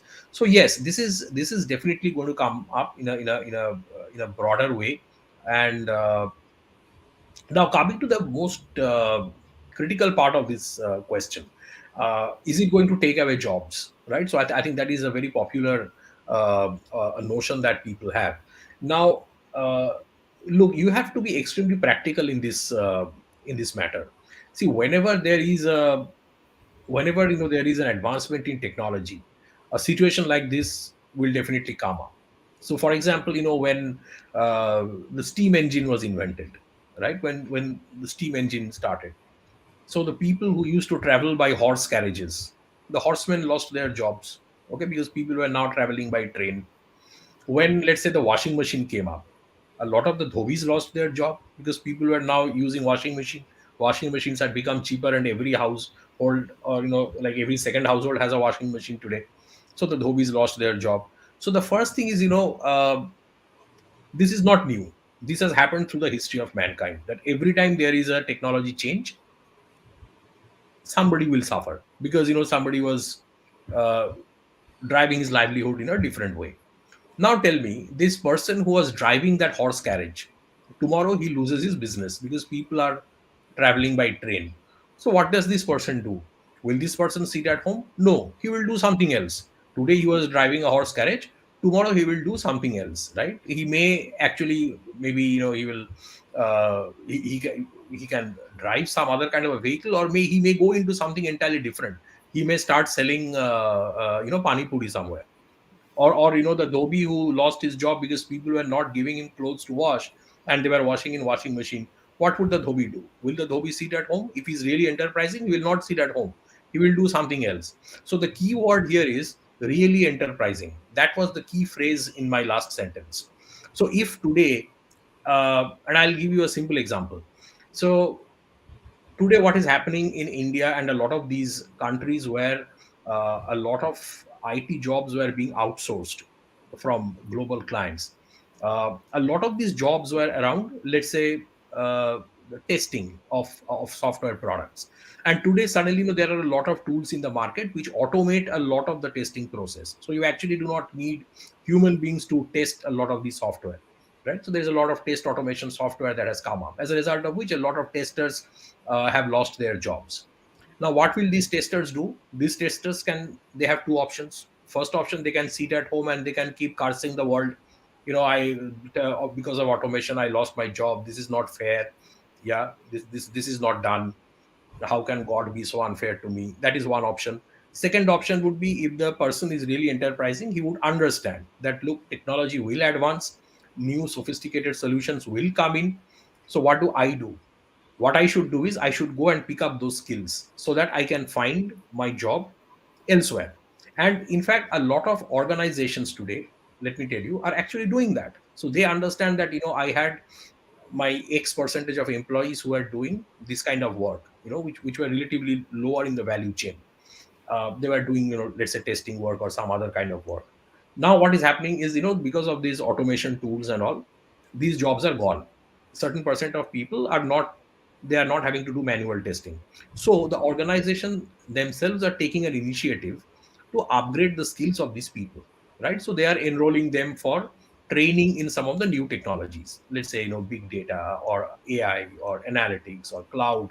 And let me tell you, these are not very difficult technologies to pick up, right? I mean, if you have the fundamental knowledge, if you have the fundamental skills, you can be trained on these topics and you can be deployed in some other kind of work, right? So I think the need of the hour is this. If I sit back and if I keep on complaining that, robots are taking up my job, and artificial intelligence is taking up my job, you can do that forever, right? Nobody is going to help you. You will sit at home and you will continue to grieve about that. What you have to do is, you have to understand where the market is going, what the trend is, and you have to remain on that learning curve. Today, this is the most important thing that has happened. And when I talk to students, this is what I keep on telling them, that we have the tendency that you get a job in the campus, and at the beginning of the final year, then the last 2 semesters are very easy. I already have a job. It's a like a several lakhs per annum job, and all of that. So final semester over, padhai khatam. And so I have I don't need to study anymore. Now I have started working. I will earn and all of that. You have to come out completely of that mindset. That mindset is not going to help you. What is going to happen today is, you have to keep on learning for the rest of your life. It sounds very scary, but it is a fact that, even today, even I go through trainings, because there are new technologies coming up every day. And in order to keep up, and to keep yourself relevant, I think that's a very important word, to keep yourself relevant to the market. Otherwise you lose your relevance and people will have no value for you. So to keep yourself relevant, you have to keep on learning. And if you keep on learning, then there is no need to be scared of whether AI is going to take up my job, or whether automation is going to destroy my life. No, none of this will happen, because you have already moved on to the next big thing, and you are now learning that, you are getting certified in that. So there are so many certification programs today, online. You can do your courses by self, at your own space. So you do your learning, you get certified, you pick up new skills, and it's fine. You move on to the next big thing. Only those people who are not getting upskilled, who are not learning, who have stopped learning, they are the ones who will become obsolete. It is like that, that horse carriage man who, when the steam engine started running, he just sat home saying, I lost my job. This is so unfair. Why did they invent steam engine? Horses were so fine. but the horses will not run forever, right? Technology will go on at its own pace. You have to keep up with that, or else you will be left behind. It is as simple as that. That was an amazing point of view, sir. Yeah. So, as we are already talking about new technologies, nowadays technology is changing at a fast pace. Methods that were effective earlier are now proving to be insufficient, as we just discussed. So, what's the secret of staying relevant to the industry? Right. So I always give this example from my own journey, because it's always easy for people then to relate.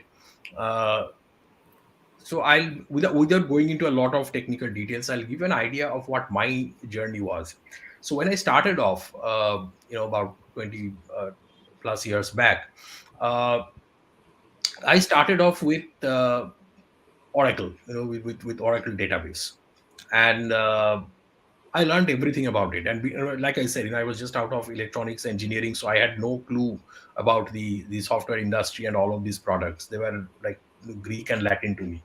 So I started off with Oracle. I learned everything about being a database administrator. How do you manage an Oracle database? Then I also went into client server programming. So how do you write stored procedures? How do you create tables? How do you write triggers? And all of these usual stuff. Then after a couple of years, when I had worked on that for a couple of years, uh, I moved to a very different stream. So I joined a product company called Computer Associates. I think right now they have their offices in Hyderabad.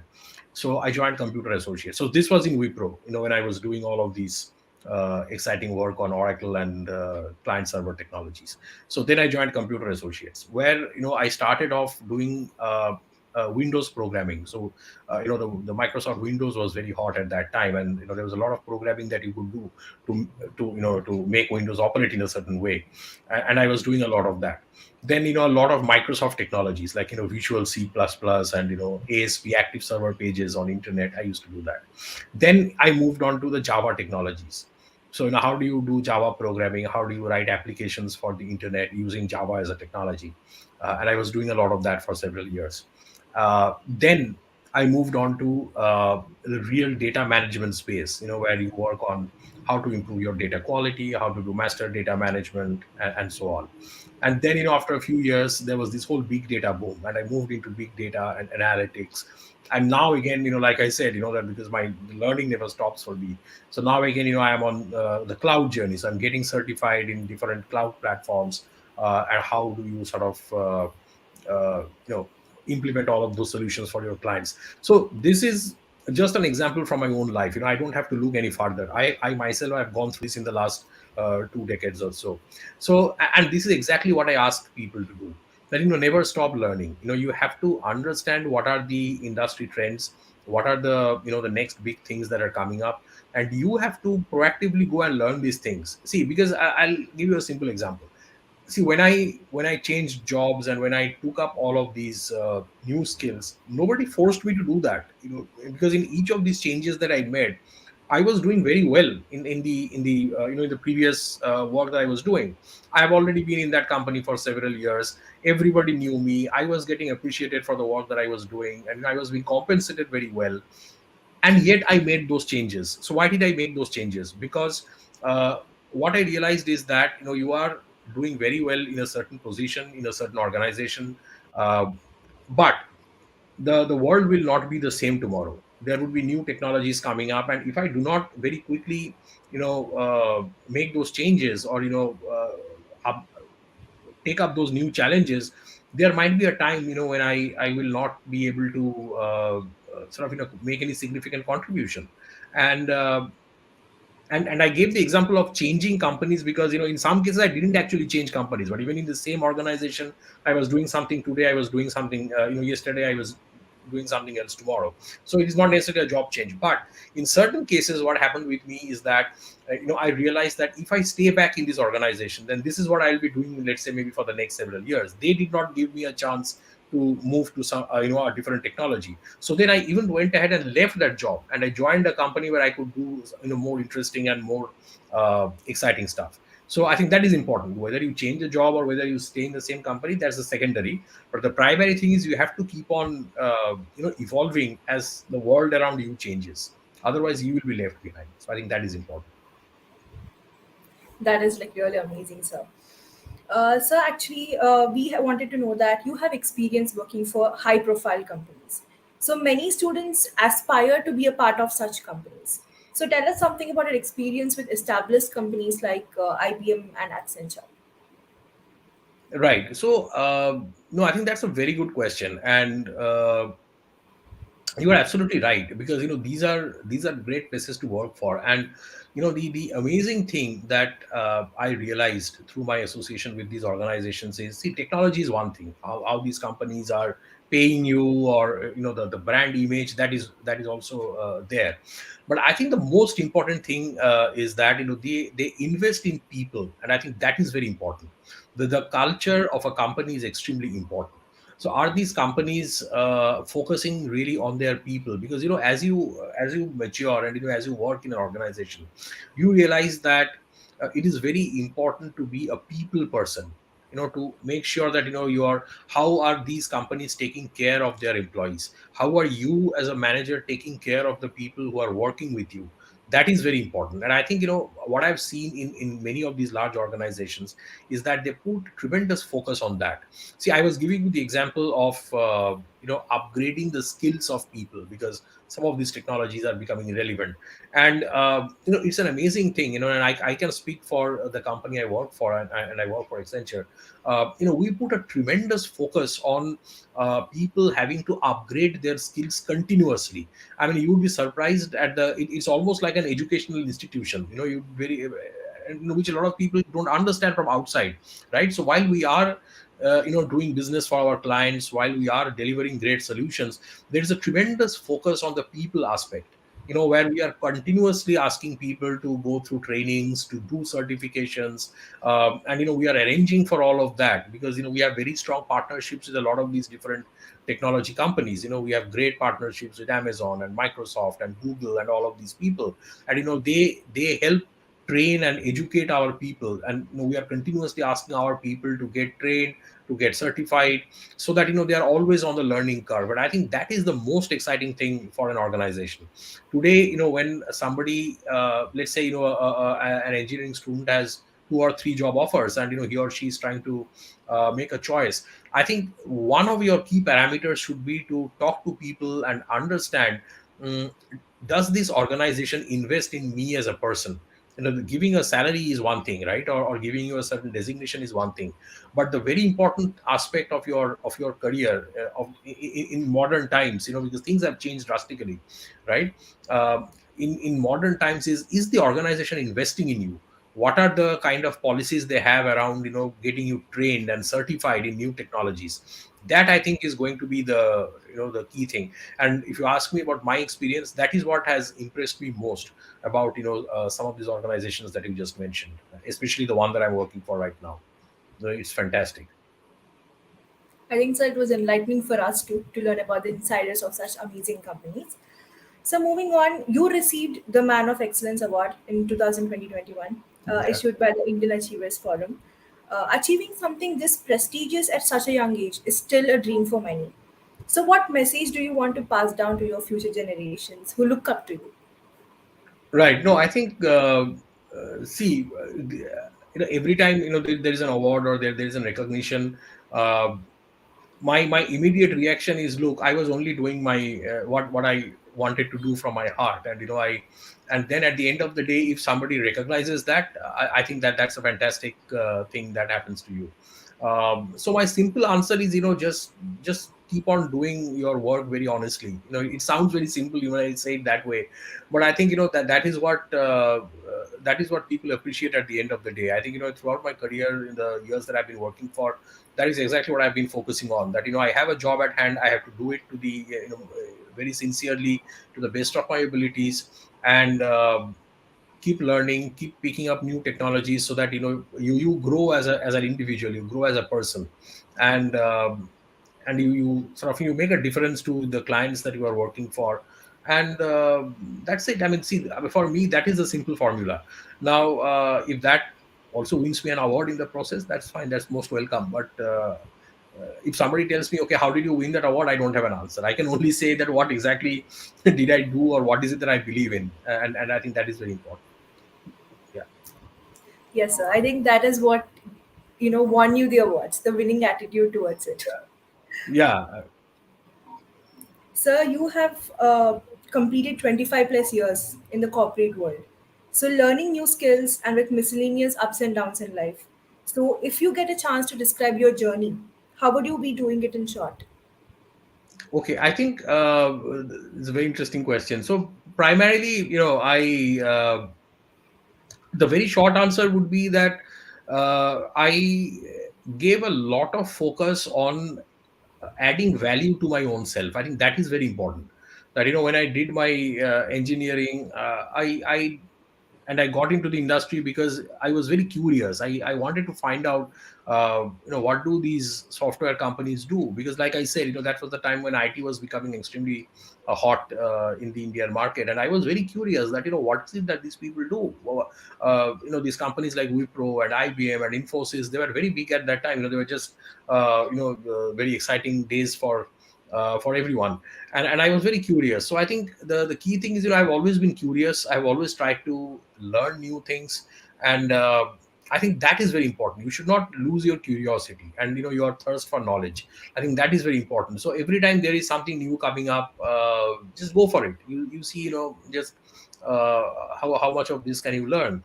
And I think that is extremely important. And also following your passion. I always put a lot of stress on that, because I think that is also very important, because if you keep working several hours through the day in an area which you are not passionate about, then you cannot sustain it for a very long time. There is bound to be a point in time where you feel the burnout. So it is very important to be passionate about what you are doing and to follow those passions. And I'll give you a simple example. So yesterday I told you, like, the activity that we were doing, right, when we were asking each other what is it that you wanted to be when you were 10 years old. Because again, when you are 10 years old, you probably do not understand so much about the world, right? It's your raw passion that comes from within. And I very clearly remember that I wanted to be an author. I wanted to be a writer. And it came from the fact that I used to read a lot of books. I still do. I still make sure that every day, even if it's a very hectic day, it's a very long day, I make sure that I read a bit before I go to bed. Right. So I think that is very important.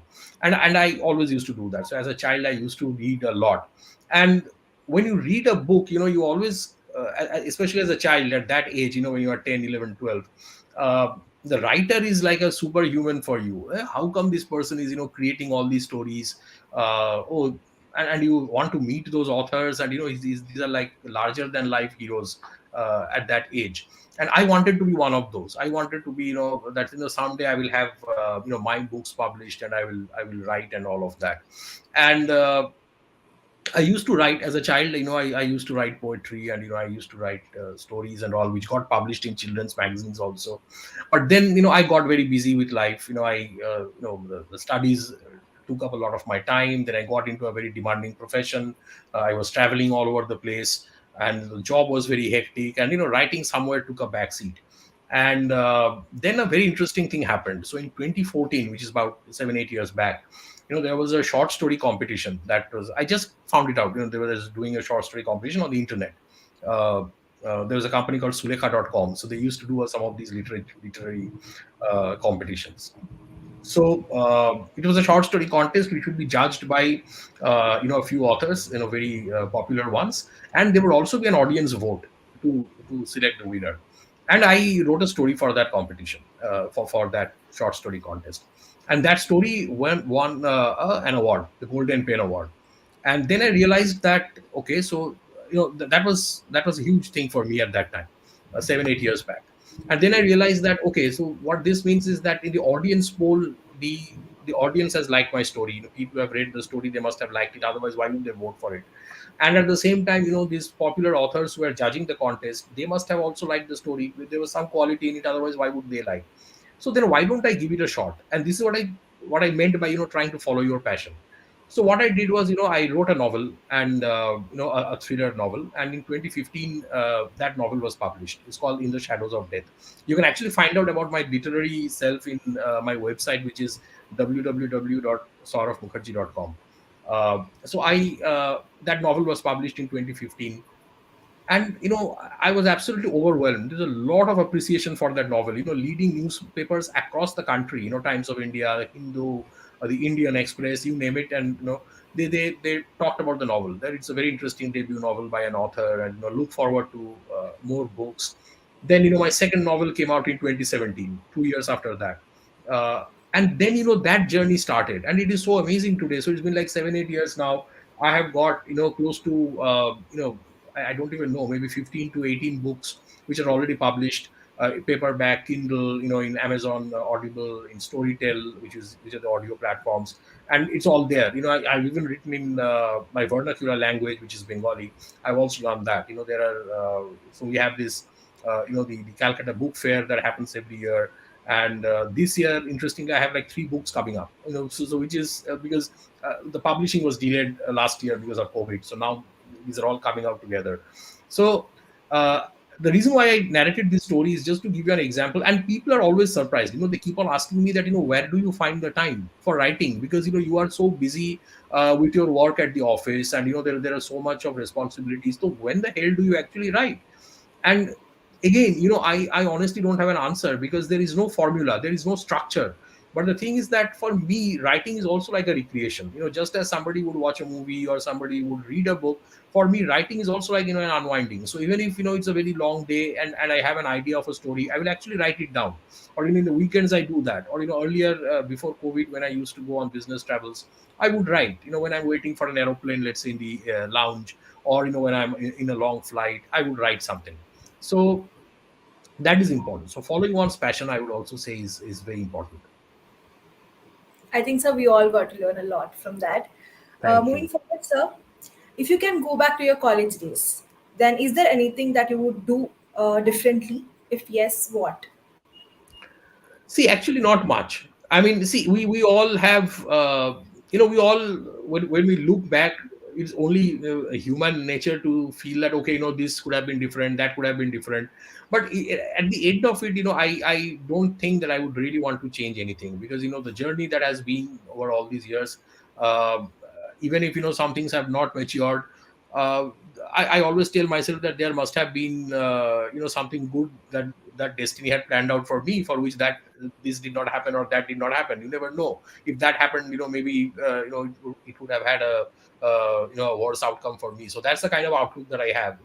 And that's exactly what I was telling you also in answer to one of your earlier questions. That I even if there are setbacks, I don't look at setbacks in a very negative way. I always try to be in a very positive frame of mind, and I tell myself that if this that did not happen, there must have been a reason why that did not happen. So let's accept the life the way it sort of turns out. That's interesting, sir. Sir, moving forward, just leaping to last year, it was not easy for all to give their best because of prevailing COVID situations. Yet, with your high levels of enthusiasm, motivation, it was a great year for you with the Man of Excellence Award and promotion as Associate Managing Director. How did these achievements help you grow as a person? I think more responsibilities only, if you ask me, because every time I reach a milestone, suddenly I'm more conscious of, the work I'm doing and the need to live up to people's expectations, because there are new responsibilities which will also come your way, especially with the new position in the office, and there is suddenly a lot of new responsibilities, a lot of expectations, and it's just about trying to live up to those expectations in whatever way you can, by working hard, by picking up new skills, by trying to stay positive.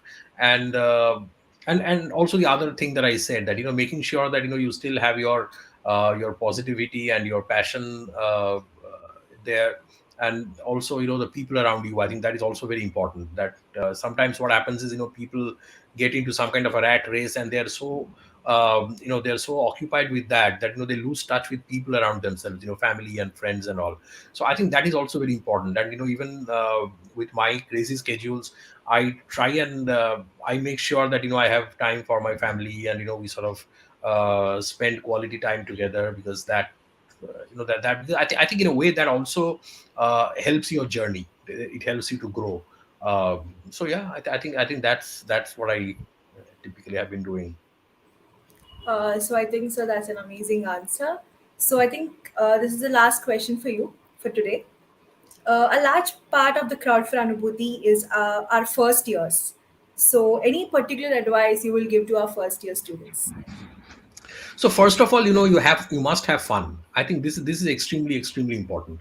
With everything that I told so far, that yes, you have to you have to stay positive, you have to pick up new skills, you have to learn.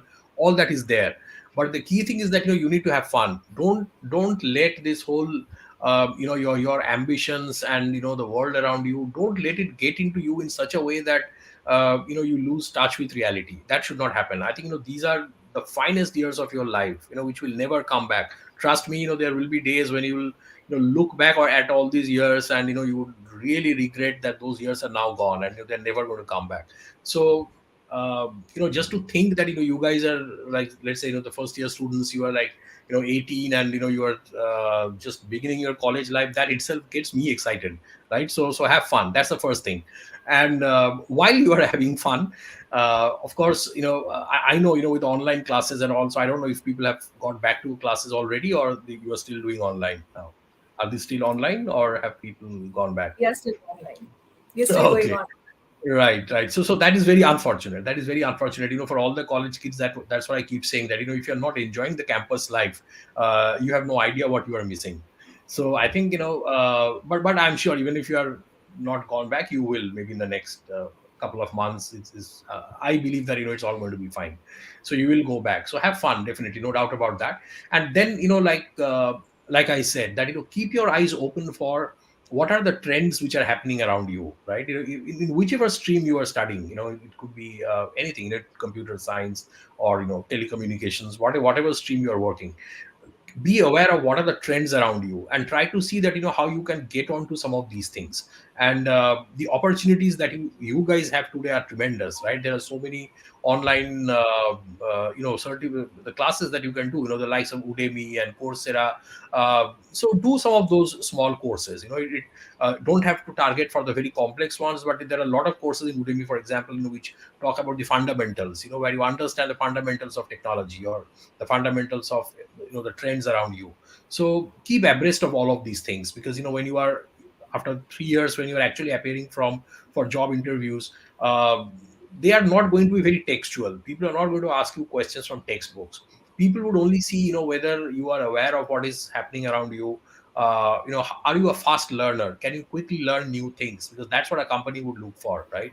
I did my engineering in electronics and telecommunications. None of this is being used in my job today. But the reason why it helps me is because my engineering study, it opened up my analytical thinking, it opened up my quick decisions, to learn new things very fast. So focus on those things while you are having fun. So that is very important. I think our first years would love that advice, sir. So I Yes, think we can absolutely. end the session now. Thank you so much, sir, for your time. It was an enlightening session. Thank I you so much. It was a pleasure talking to you. Yes, Thank you so much, sir. So any thank last you. words you want to say to our audiences? No, absolutely. I already see some of these comments coming up, and trust me, these are very flattering. And I really thank you for your kind words. Like I said, I never think of these things very consciously. I just do my work, and the rewards keep coming. So I think that applies to everybody. Just work hard, stay honest, and be sincere. And I'm sure there'll be exciting things for you coming up. Thanks once again for having me. It was a great experience talking to you. So yeah, It was amazing, sir. Thank you so much. The pleasure is thank all ours. thank you I so much. think, yes, sir. Thank you so much. Over to you, Raj. Yep, that was a wonderful session. Thank you, sir. Moving on to the last speaker of the evening, a distinguished youth icon and a lady of iron will. Our next speaker needs no introduction. She is well renowned for securing AIR 1 in Civil Services Examination 2014. Currently, she is serving at the Department of Disability, Ministry of Social Justice and Empowerment, Ministry of Women and Child Development, and the Niti Aayog. She is an eminent speaker and was a part of the designing of the CBSE examination policy concerning children with disabilities. She earned multitudes of inspiring awards and grabbed a spot in the Limca Book of Records. With a huge round of virtual applause, I invite Ms. Ira Singhal ma'am and I call upon my colleague Navesri to take the session forward. Thanks, Yuvraj. Welcome and good evening, ma'am. I'll be your host for this session. Ma'am, ever since we had announced you as a speaker, like everybody has been very excited and they have been looking forward to this session. It is really an honor to have you here, ma'am. How your day has been so far? Ma'am, actually your mic is muted, so could you please Yeah, unmute? okay. Yeah, it's been pretty good. Just one correction. I'm the brand ambassador of the three ministries that he mentioned, and I don't work in those three ministries. I'm a deputy commissioner with the government of Delhi as of now. Yes. Okay, ma'am. Glad to know that, ma'am. And so I hope to make your day better with the session. And there has been a huge influx of questions regarding this session. Okay. So I guess let's just dive into them and we'll have some questions from the audience as well. Sure. So, beginning with your experience in the corporate world, could you please let us know your experience regarding that part of your career? What exactly do you want to know? I had basically a very good time, and the kind of roles that I got to innovate a lot. I got to work on a wide range of topics. I got to set up a lot of new things. So for me, the roles weren't your regular, you know the kind of things that you imagine in a regular career. I was lucky enough to get that opportunity to have something new and something different and something that would have led to a bigger, better things. Plus, on a personal front, I think corporate sector, uh, in that respect, is a little better than government sector because your time outside of office is completely yours. While in the government, you're constantly on duty, even on weekends. You're basically 24/7 on duty. While in the corporate, that doesn't happen. So you can plan your holidays. You can, well, you don't actually have to plan. You can literally go tell your boss, okay, I'm going from tomorrow, and you can leave, right? Depending on how your equation is and how long you're going for. But in the government, it's mostly like 3-4 months of planning, and it works like that. So on a personal front, of course, I remember I used to live in Bombay, and I was living on Pedder Road, which is where Mr. Mukesh Ambani's house was, just the road, like I think half a block from there was where the company had given me accommodation. And I remember that I used to come back home at around 8 o'clock, have my dinner, and then go for a movie on weeknights, come back, and it used to be a midnight 10 o'clock show, and come back, eat, and then go to sleep. Sorry, not eat again, just go to sleep, and in the morning get up, go to office again, come back at night. So you got to enjoy and work. So it was work hard, play hard, and the company was very nice. I mean, Cadbury was an amazing company. So for me personally, the experience was excellent, and I worked with really nice and brilliant people. So I Ma'am, didn't actually quit the corporate sector because I was having a bad time. Uh, uh, you know, yeah, that didn't happen. yes, ma'am, I get that, and it all sounds really nice. And Yeah. you, Just another yeah, thing. Imagine this was a company that had a room called the Chocolate Room, and this is yeah. actually a room full of chocolates, which employees can eat at any time, wherever they want, as much as you want. So lovely company, and I had a pretty nice time. Yes, ma'am, I've heard all about it in your speeches as well, and it always sounds like really nice, and it is like a dream to many people. And, ma'am, you went on to pursue your dream job, like getting into civil services. Like it is very inspiring of you to seek for job satisfaction and for every day of your work to mean something to someone. So at what point did you realize that civil services is your like calling, and when did you realize it is the time to move to the next step? So I kind of wanted to do civil services since I was a child, which is basically, I think, class two, three, four. Because I lived in a city where there were a lot of unfortunate incidents wherein the civil service, the district magistrate, was very prominently someone that we knew about.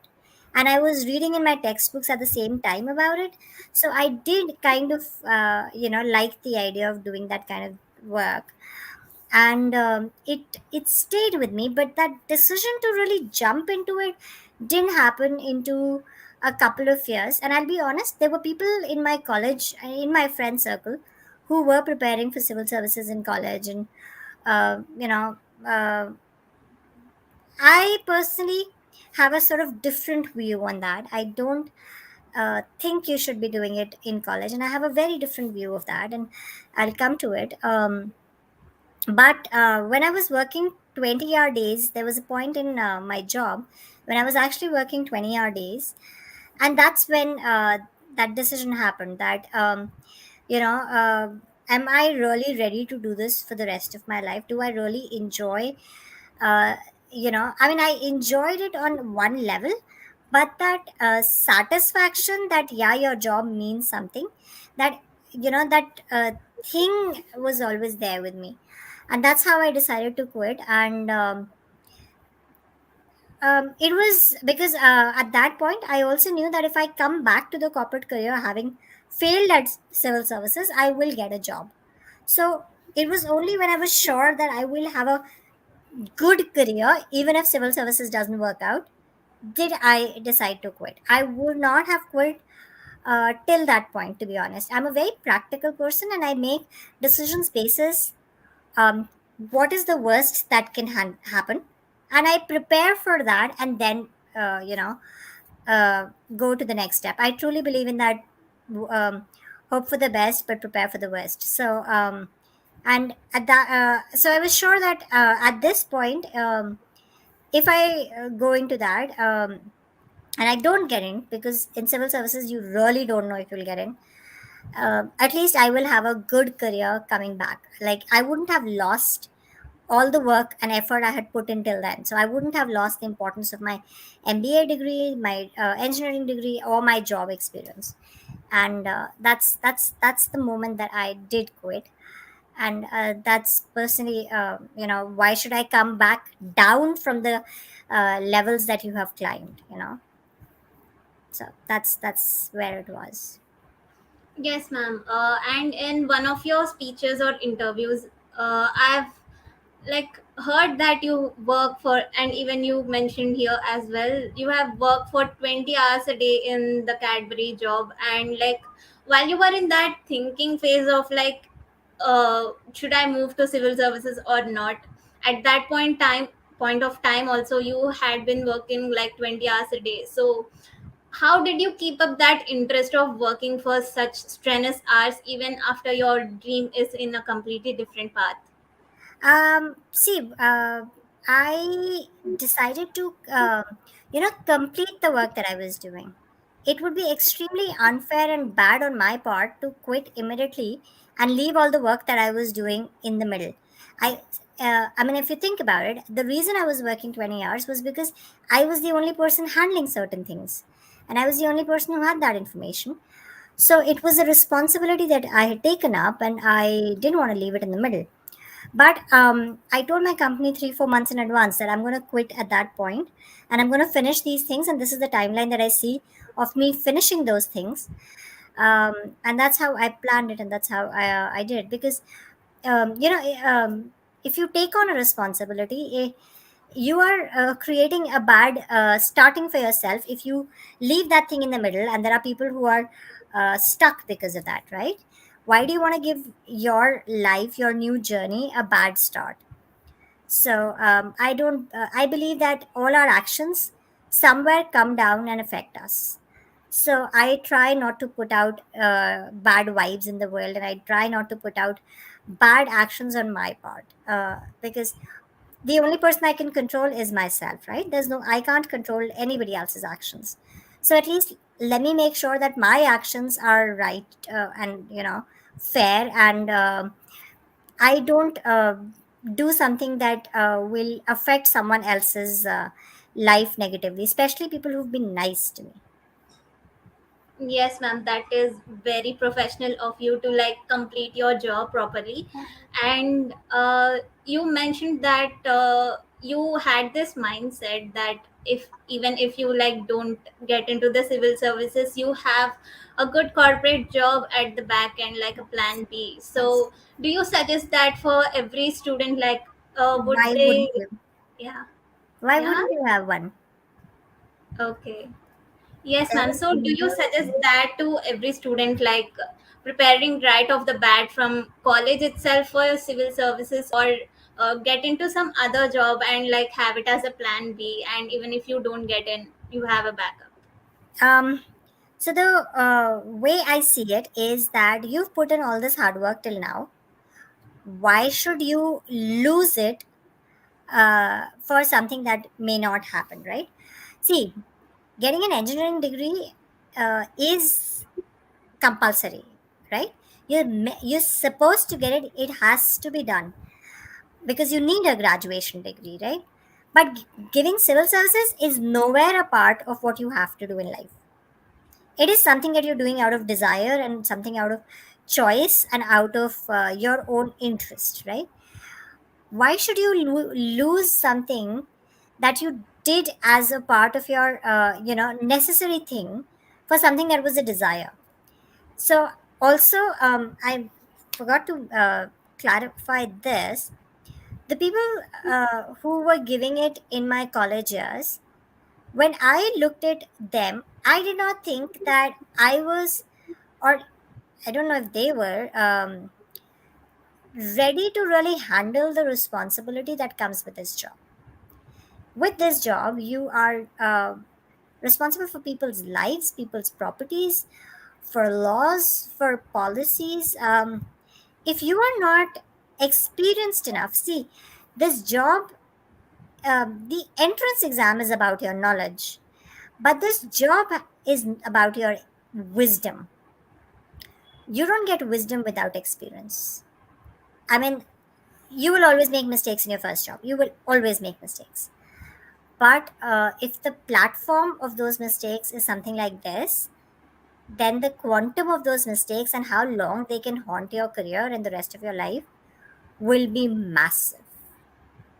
And not just yourself, your mistakes would have harmed someone else as well.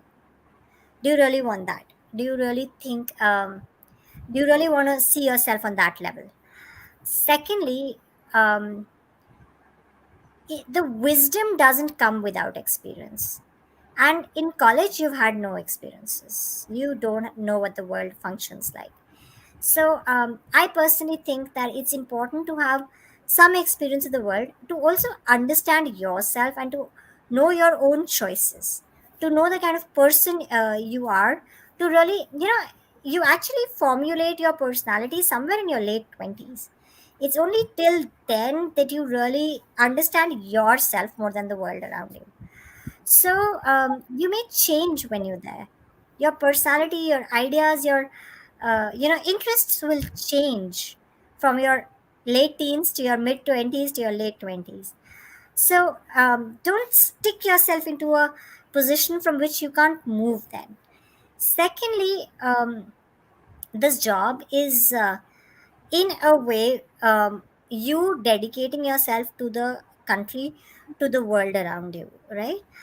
So there is very little time for personal exploration, for personal growth, for, in a way, well, not really personal growth, but more of living life for yourself.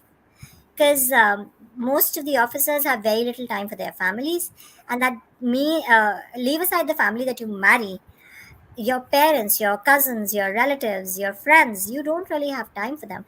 I have not attended any friend's wedding unless it was in Delhi for years now.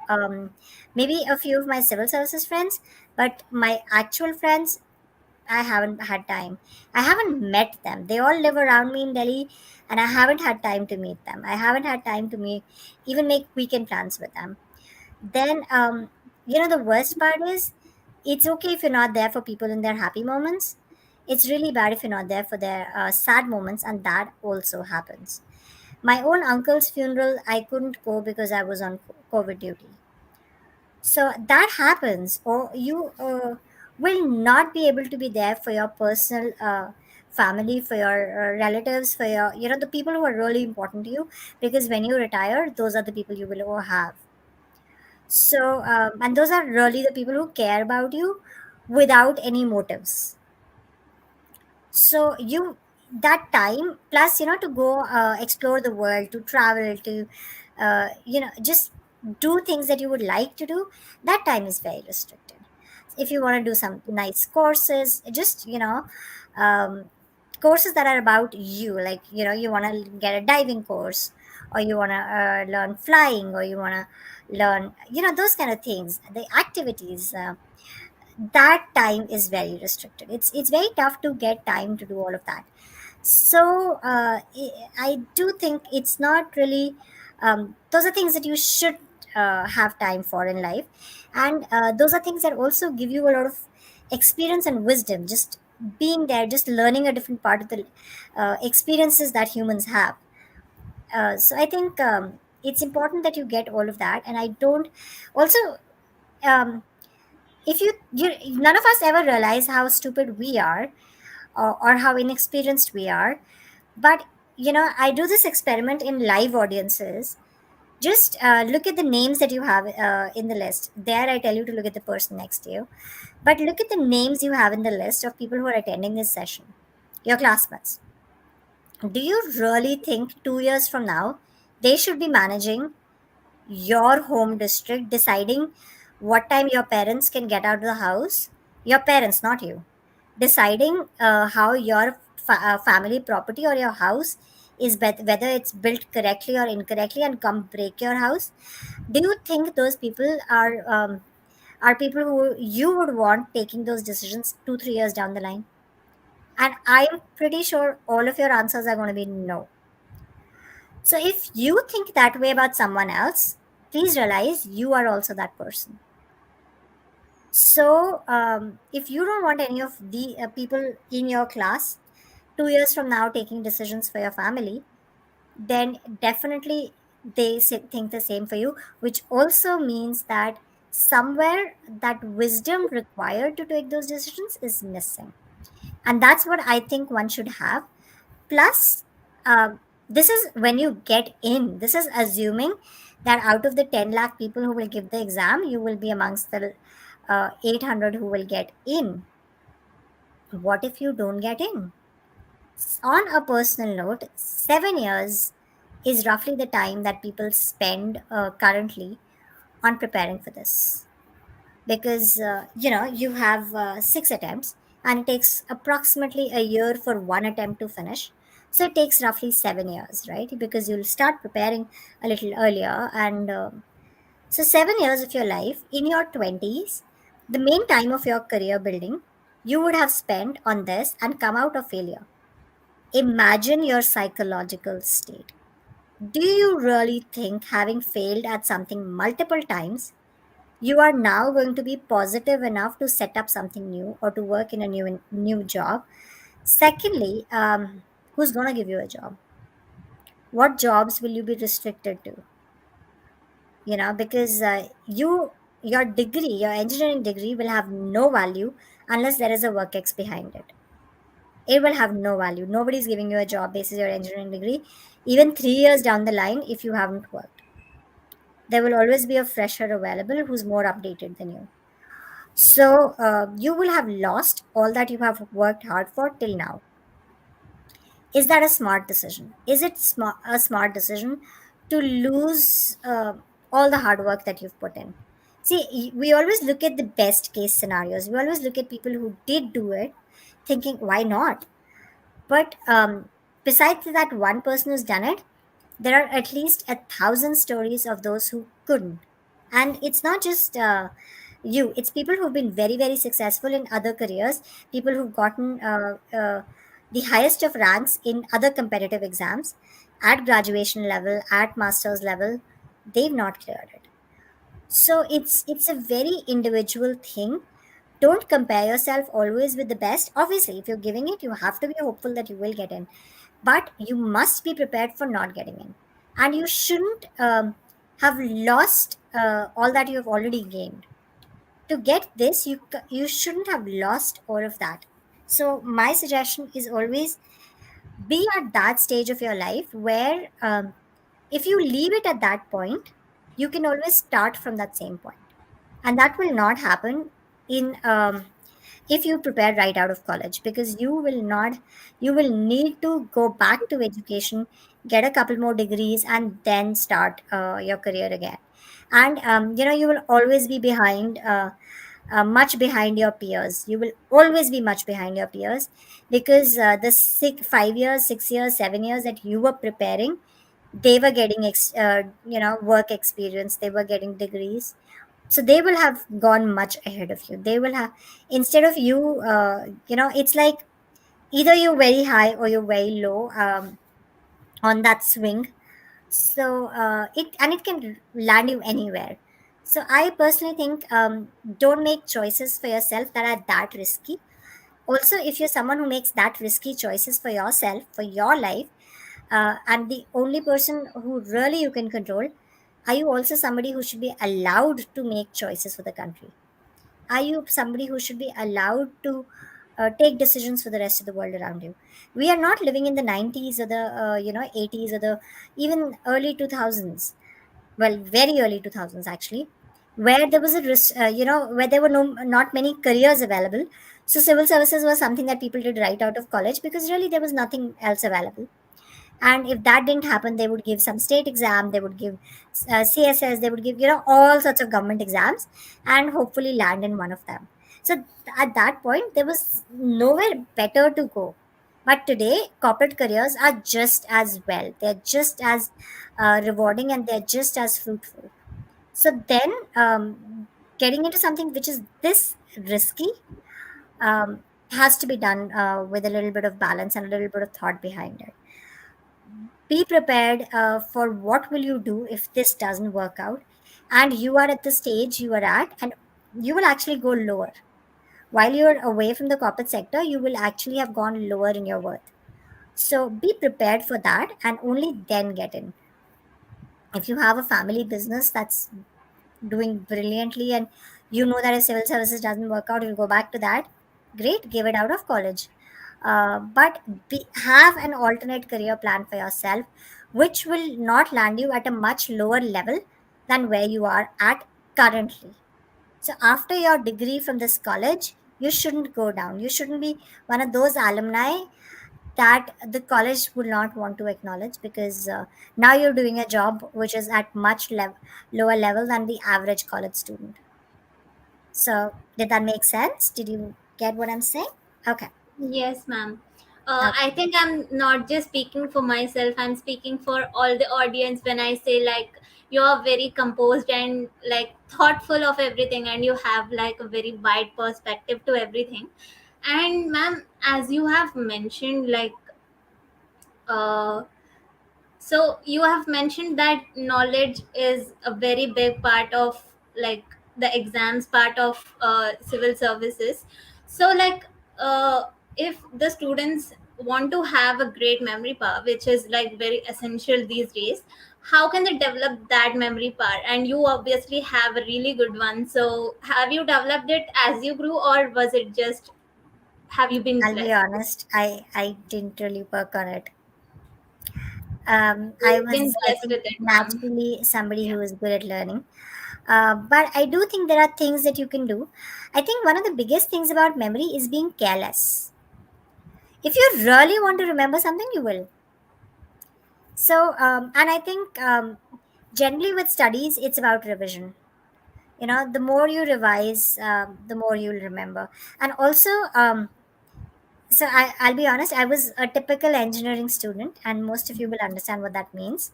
The night before the exam is when you discover what is your course, and that's when you start studying, right? So I was a typical engineering student, and because I could understand things in single reading, I did, pass the exams.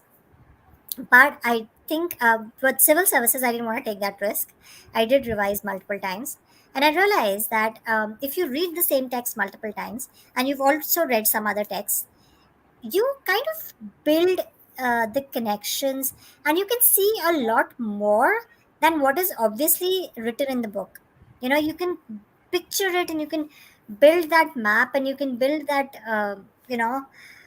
world a lot better, with a lot more interconnections, and a lot more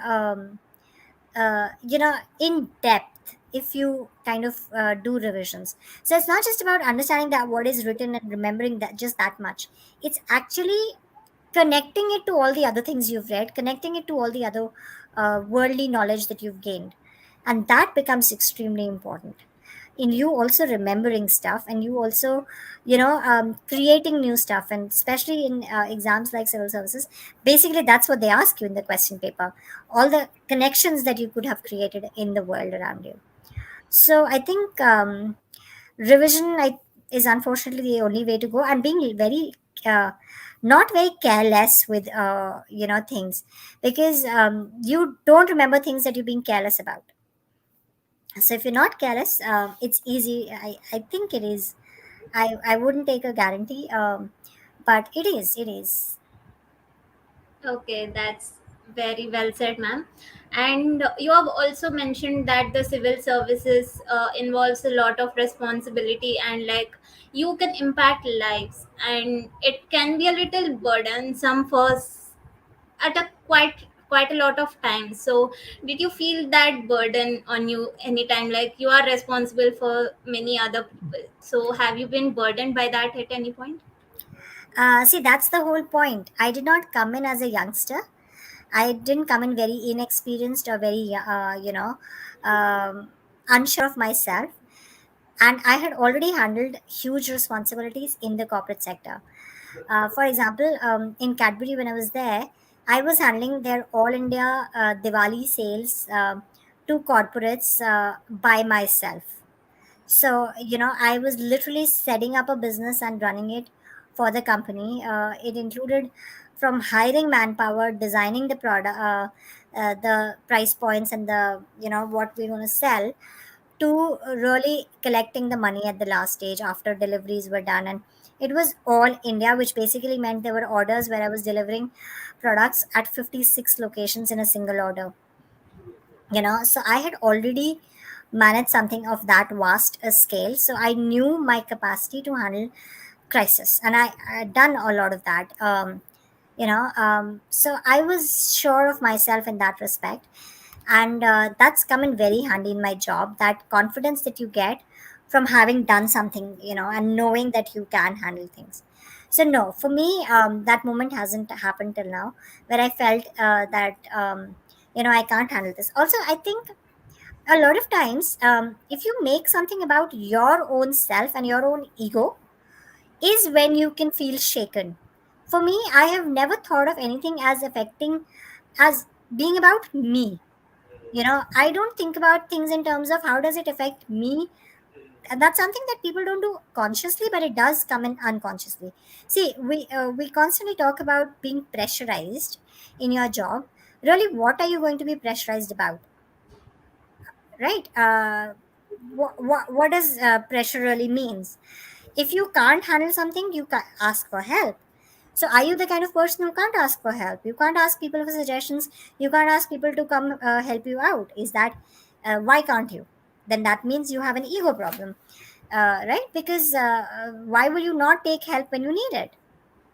It's because you're trying to prove something, and you're trying to show something about yourself. So that again is a issue that I don't have.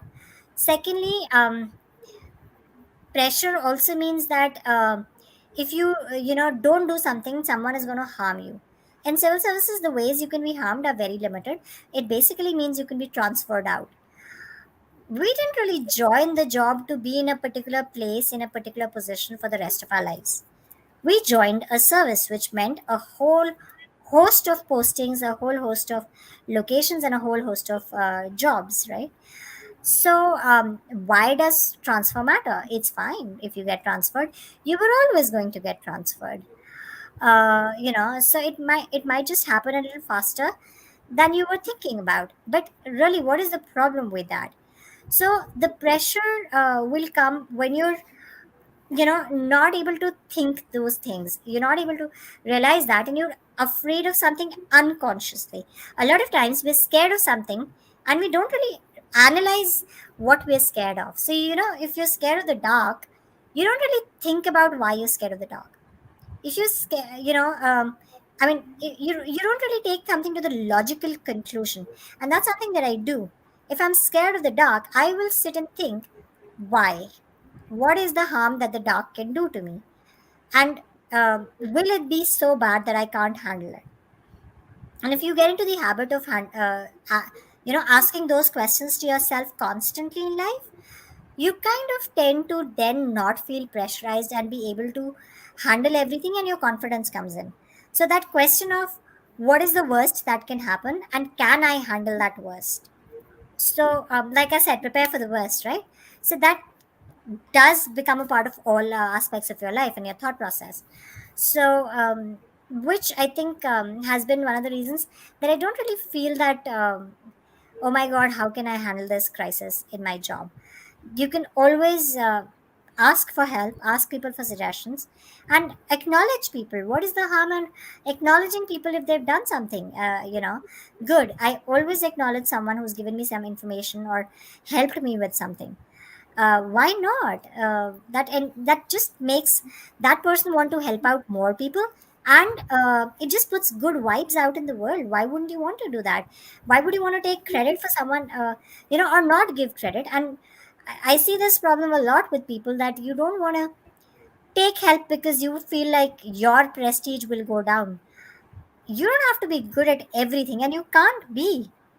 As long as you know what you're good at, as long as you will always have something that you're better at than other people around you, at least people around you, if not people out in the world. So why do you have to prove you're better than others at everything? What is that insecurity about? And I don't have those insecurities. I don't need to prove I'm better than anybody. I don't need to get that thing. So I think if you truly can find your strengths, it'll be easy for you to then also not fall down during your weaknesses.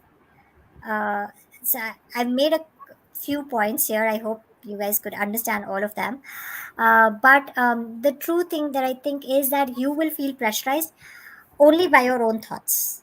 So if you're clear in those, if you can work those out, there won't be problems. And like I said, I didn't come in very young. I came in with having figured who I was. I was clear on the kind of person I was, the kind of things that I wanted, and they want things for myself, except for the emotional satisfaction part. That, yes, was for me. But other than that, I wasn't looking for some glory or for some, achievements or something to show the world out of this. So this was purely about wanting to put some good out in the world and wanting to make a difference, and hence the pressures don't happen to me as you would imagine. Yes, ma'am. I would like to like repeat myself and say everything again. Like you are like very composed with your thoughts, and like it has been like an honor to be here with you today. And like if you could speak for like hours and hours, I could listen for hours Oh and my hours god, as no. well. Oh god, So I get bored with myself. you I, might, but we don't get bored with you, ma'am. I could like thank you. listen to you for hours and hours. So like as you have mentioned earlier, like a civil servant needs to have a responsible mindset. So other than that responsible aspect, what other things in the mindset of a civil servant is is required for joining the civil services that you would suggest for students today?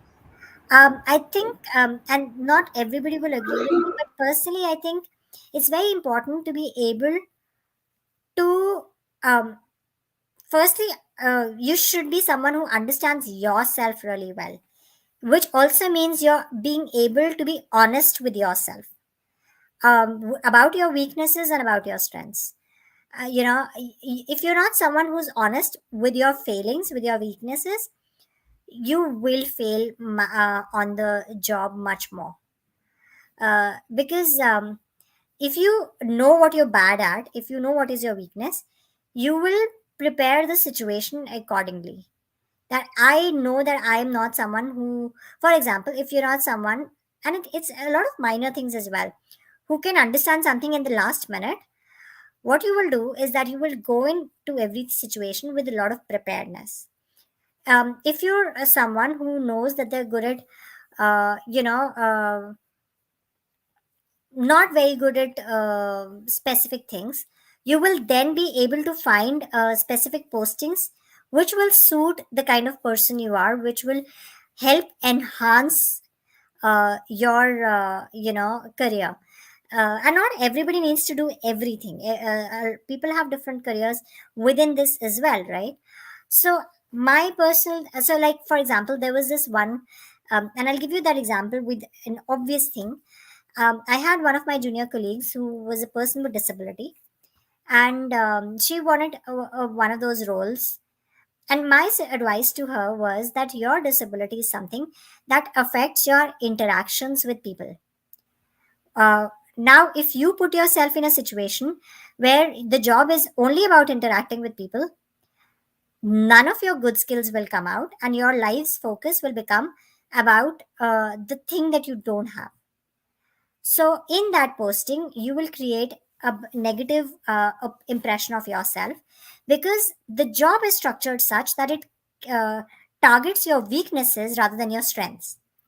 And what will happen is that everybody will be convinced you're not a good officer, and that will affect your future postings. People will then be hesitant of giving you further postings, and people will just, nobody has time to sit and analyze that it was that particular role that you weren't good at. People will just say that you're not a good officer, and all your postings after that will get affected. And there will be people who will be hesitant to have you as part of their team. So be very careful about that. Be very careful about how you take that, how you think about it, because it's important to play to your strengths, and that can only come when you also know what are your weaknesses. And most of us are very, very dishonest with ourselves about our weaknesses, especially in college years. You keep telling yourself, I can study at the last minute and I will do well, or I'm so good at this. And also be ready to see, if you know your strengths and weaknesses, you are also able to give other people the credit for their strengths and weaknesses.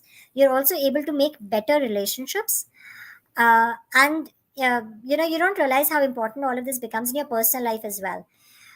You will make better relationships because you will allow other people to also have strengths and weaknesses, and forgive them for those and accept them for things that they are good at. you know a lot of times you will end up being slightly uncomfortable or envious of people if you don't know what you have. When you don't acknowledge your own strengths and things that you do have, you will not be able to give other people credit, and that will affect your relationships in every aspect of your life, whether it's your marriage, whether it's your personal life, whether it's your friendships, whether it's your relationship with your siblings. All of it will get affected. So I think the one thing I do think is very important is honesty with yourself. And I'm not saying go out and tell everybody everything about yourself and be honest with the world. No, just with yourself. Acknowledge your weaknesses, acknowledge your faults, acknowledge your strengths, and then play to those, because that will also help you make smarter decisions when you're an officer, for yourself and for the people that you're handling. And be willing to accept help. It'll make you willing to accept help in things that you're not good at. I think that really helps. Wonderful, ma'am. Like, it was really interesting. And like, um coming into this, I thought you were a person like you would take up challenges, and like, why not, with the perspective of why not do that, why not do this, without like even like without a thought of even like I can't do this. You are like very persevered and like very dedicated. I came in with this thought, but I realized that there has been like a really long thought process for everything for Yes. that. And like we Yes. as human beings, we are either of the two sides. Like one is like really motivated and dedicated and like very persevered to do something like even out of their reach or even out of their capability, and there are like someone who's not like very motivated to do everything like Anything. what they think of. Not everything, anything. They don't want to. So I think that's the problem, right? For example, I know I can't be very, very good at sports. So why should I waste my time trying to prove that I can be? And I think it also comes with being a person with disability. You learn a lot faster to accept yourself. I think somewhere that learning comes a lot faster. And I've realized that, so I'll give you a small example. You are good at something and your level is at 50, and you're bad at something which and your level is at 10. Now, you just have that much time in life, right? Now, if you put in the effort of 40 at the thing that you're bad at, and that's where our brains work. We normally try to become good at everything. So the things that we're bad at, we will try to put in effort there, and we will put in a lot of effort of 40. You will still only reach 50. But if the thing that you were good at, you put in that 40 effort there, you will reach 90. So why not? And if you're at 50 in both the things, you're not somebody who's made a difference to the world. You're not somebody who's done something big. You will be very, very, very average. But had you done that one thing that you were very good at very well, and focused on it and dedicated yourself to that, you would have gone exceptional in that. And then all the things that you weren't good at wouldn't matter. And that's what I say, that play to your strengths, play to the things that you're good at. Don't pick careers that you're going to be bad at. And a lot of times we make career choices basis what our neighbors have been good at, not what we are good at. We make career choices basis what everybody else thinks we should do and what other people have been successful at. You are not that person. If you start to distinguish yourself from others around you, you start understanding yourself, that's when you will actually become successful in whatever you do. And I don't mean successful in terms of the world success, successful in your own eyes. Otherwise, you will constantly be competing with everybody and feel dissatisfied. Because the reason you're working on your things that you're bad at is because you are dissatisfied, right? You are unhappy about it, but you can't ever become happy about that.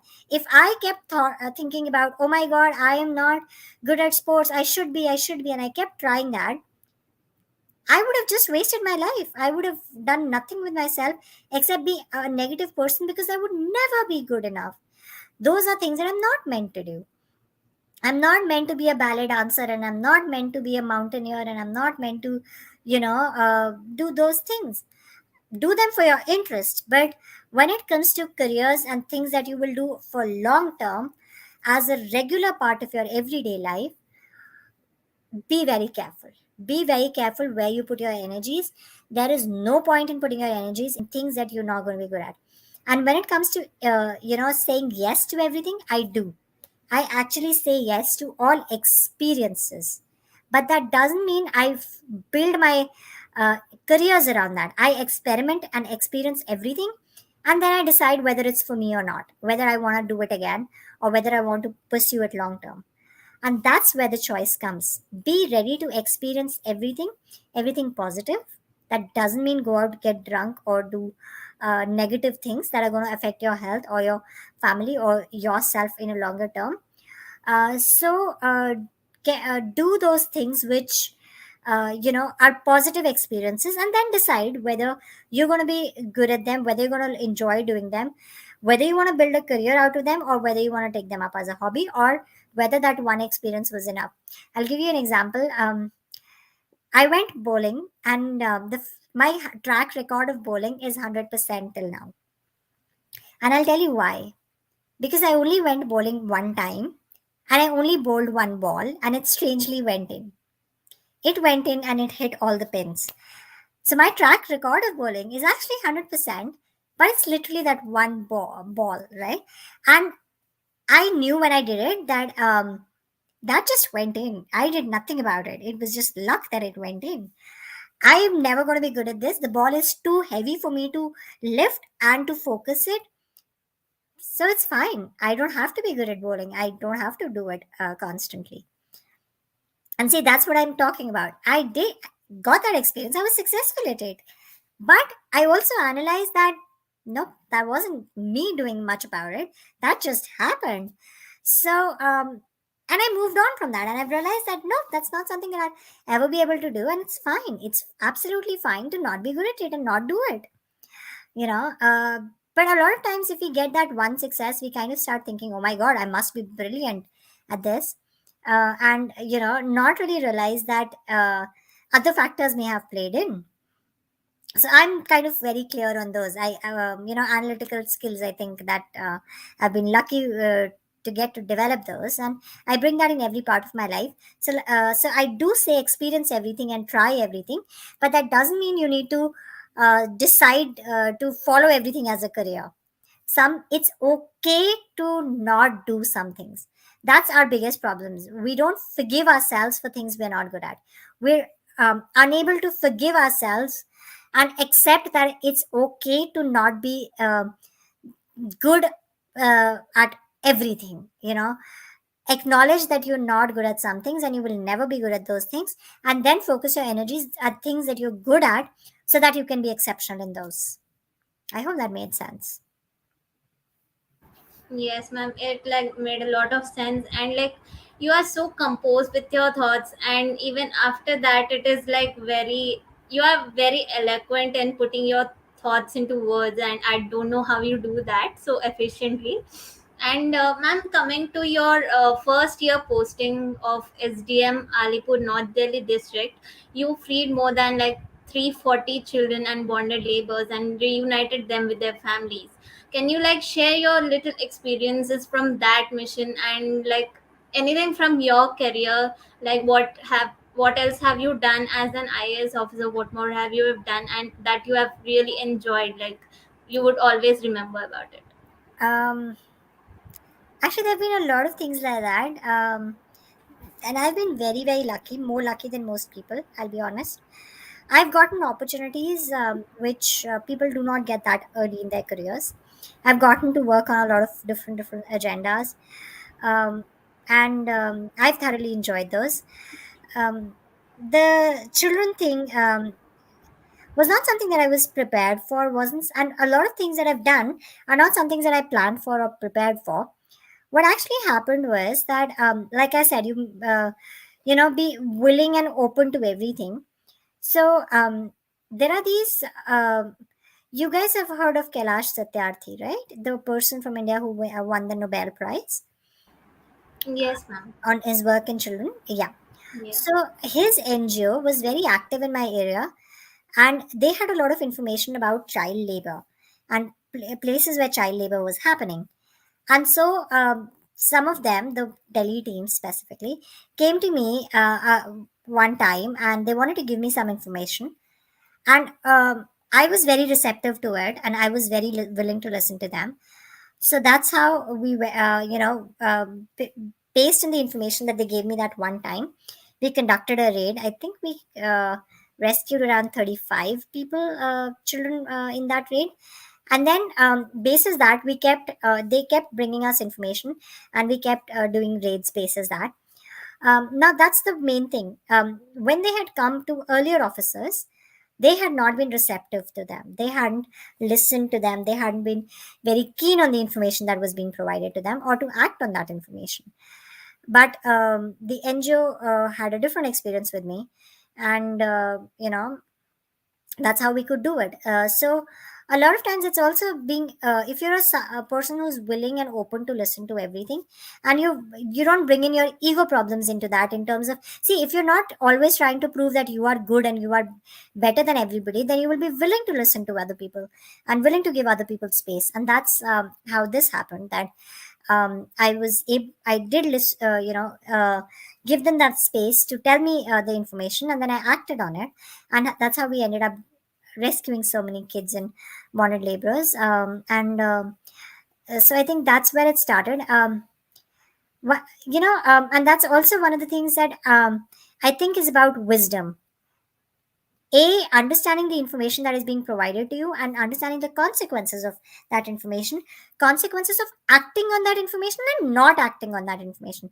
You don't always have to act on every information, you know. Also deciding the time to act on a particular information and the people that you want to share it with, those kind of things come in. The kind of preparation that you need to make to have a successful raid is what we call it.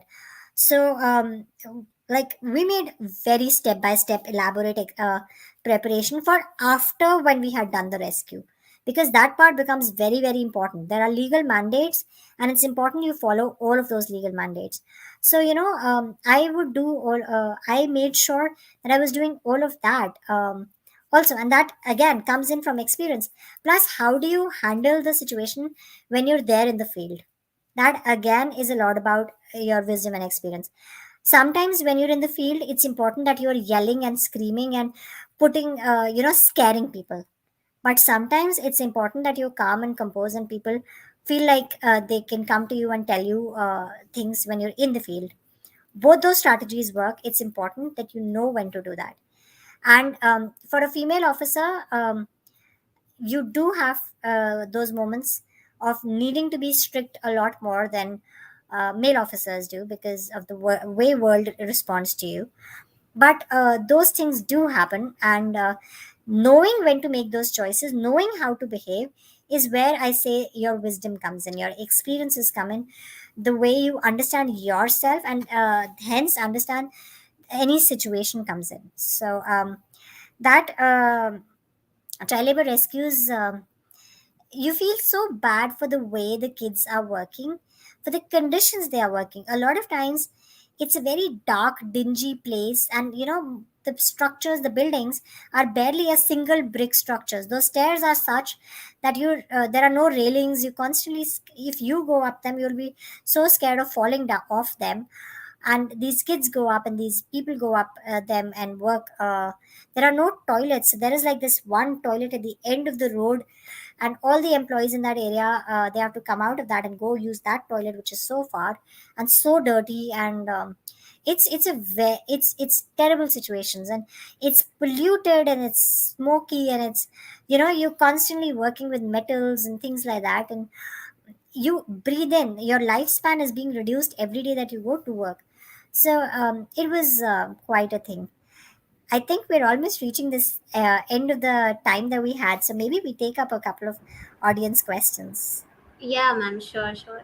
It has been like very informative so far, and like I had a really good while.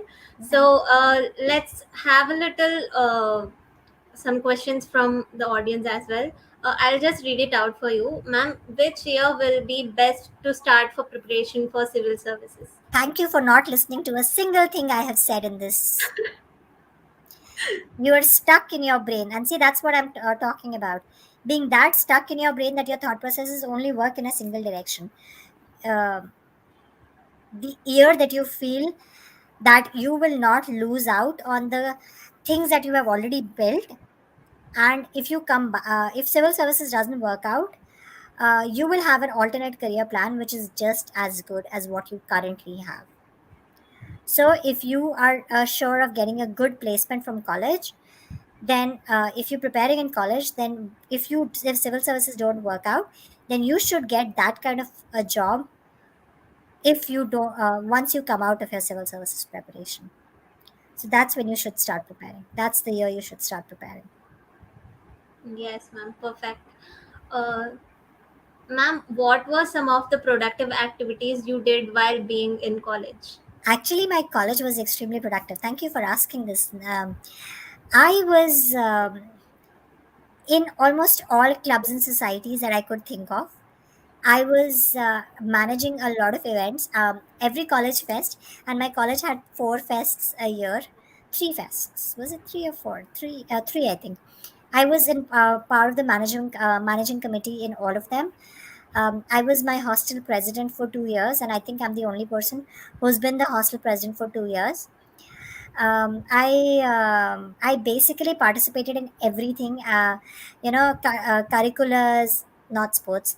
A few technical projects. I did take up a lot of live projects. I basically made sure that I had all the experiences in my college years. If you do those, by the way, I started a theater group and we actually went and performed professionally around Delhi. I started a lot of societies in college. We started an astronomy club wherein we would teach ourselves stargazing and things like that. And, that really teaches you stuff. That teaches you management skills. That teaches you how to handle teams. That teaches you how to handle problems, how to handle last minute crises. A lot of those things come from that. So I did a lot, and we also traveled within India quite a bit through those things, and learned to depend on ourselves and learned how to judge people. So they were very, very productive. I was more out of class than I was in class, but it all worked out. So yeah, and I wasn't. One thing I did do was not waste time. I didn't sit and gossip with people. So I barely knew any gossip in college, which also meant that when I formed an opinion about someone, it was about things that I had observed or me interactions that I had had, and not something that someone else had told me about them. I was able to give everybody a fresh chance to have their relationship with me and not have it handed to them a third person, through a third person. So yeah, that's something that I did, and I did not waste time. I did not sit and gossip. I did not sit in parks and just laze around, and I did not sit and just daydream. I'm not somebody who daydreams. If I have a dream or an idea, I then figure out what are the steps to make it happen. And I'm very, very clear on this. I don't fantasize about the world, and I don't fantasize about what I will do and what I will become. I'm very clear on that, and I think about things and I then think about, can it happen and how can it happen, and then if I can, I will make it happen. If I can't, then I will let it go. So my college years were very productive. I have I think this thick pile of certificates from college of things that I've done. So, and I do recommend that for all of you. It's unfortunately that time that you're going to college when we have COVID, and you're not getting the real college experience in that. But whatever years you do come to college, I hope you will get that experience. I hope you will understand that, and I hope you can build your personalities. College is the best time to build your personality, to discover yourself. So do that. Participate in everything. It's okay if you're failing, because really, who's going to remember it 10 years down the line? Do you really think I remember anybody from my college and I remember anything that they did and what they failed at? No, right?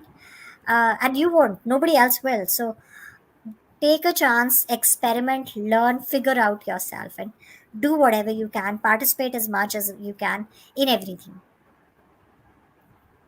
Yeah. Yes, ma'am. We have been online for like years right now, and we hope to do all that you have mentioned. So, ma'am, while preparing for civil services, even after having vast knowledge, we just can't frame a proper answer. What are your suggestions for us to improve our answer framing? Um, that is again something that comes out of experience. To know what is the right thing to say and what is not the right thing to say, and to spend time on specific things.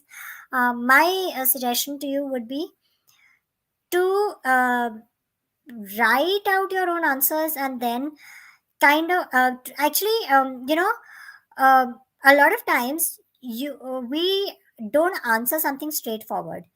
If you notice, I have answered everything that you've asked me in a very straightforward way. I have taken up the question and answered just that. But a lot of times, what we do is we try to show off our knowledge to the examiner, and then we try to put in everything that we've ever learned. Like you say, vast knowledge. That's what you're trying to show.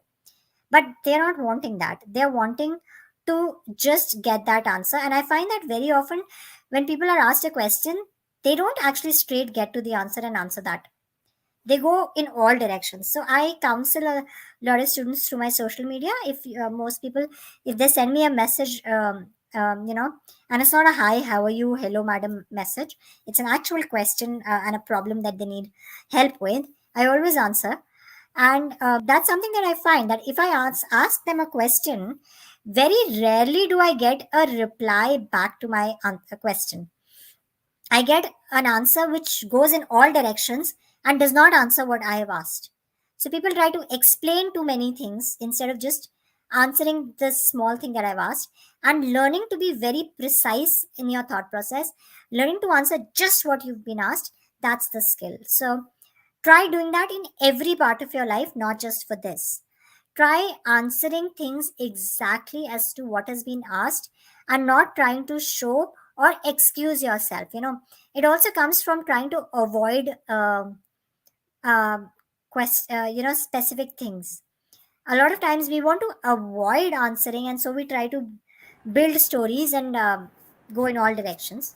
If instead of doing that, when you don't want to answer something, be straightforward and say that I don't want to answer, or I cannot answer, and that will make your other answers a lot more precise. So being, like I said, clear in your thought process, knowing yourself, that helps. Perfect, ma'am. Ma'am, it has been really a pleasure to talk to you, and I hope everyone present here has had a worthwhile. Could we have some final closing words from your side, ma'am, for all the audience?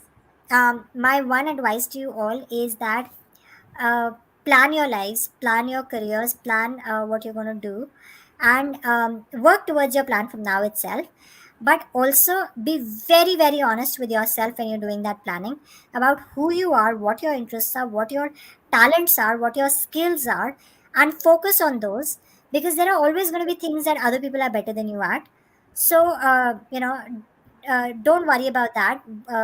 Just if you put your effort into the thing that you're good at, you will achieve the dreams that you have.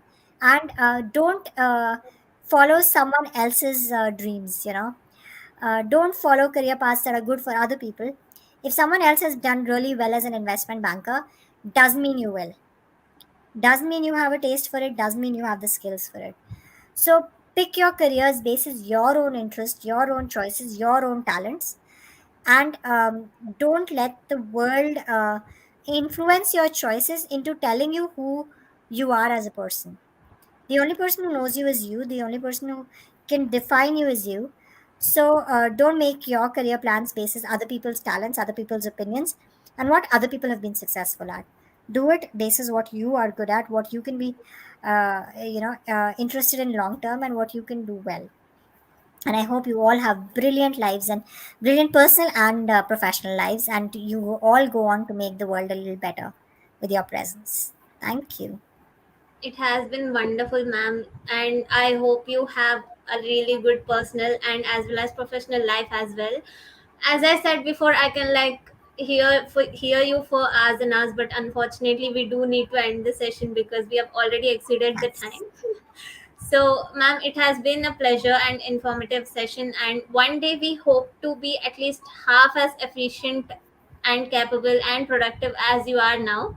And on behalf of my team and my audience as well, thank you so much for being here today and gracing us with your presence, ma'am. It has been a delight and an honor. Thank you so Thank you much. so much. And thank you so much for the audience who are commenting. Thank you all, and good luck to you all. And also, you can ask me questions if you guys need some personal advice on Instagram or Facebook. I do not respond anywhere else. So if you send me questions anywhere else, you're most likely not going to get a response. But Instagram and Facebook, I do respond. Please send a question and not a hello, how are you sort of message. Send a proper question, you will get that response. And good luck to you all. Yes, ma'am. I'll surely be there.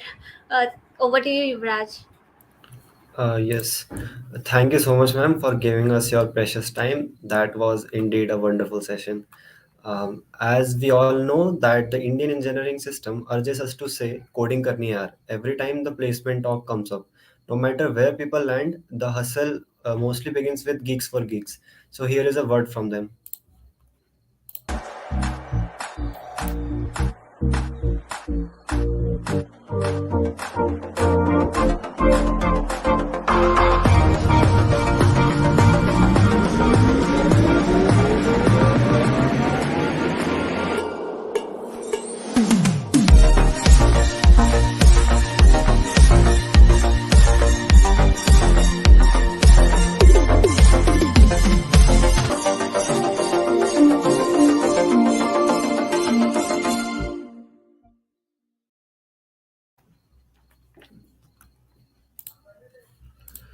This brings us to the end of the event, and I would now like to call Head of General Affairs, Mr. Aman Malviya, to deliver the vote of thanks.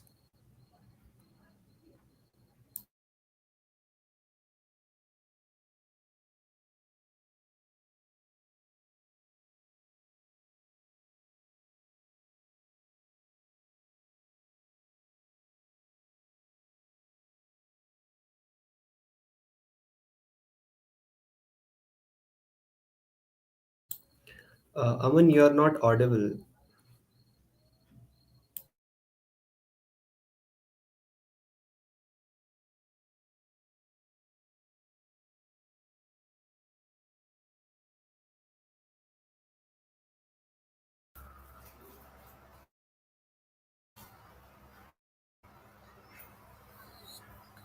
Please confirm if I'm audible. Yep.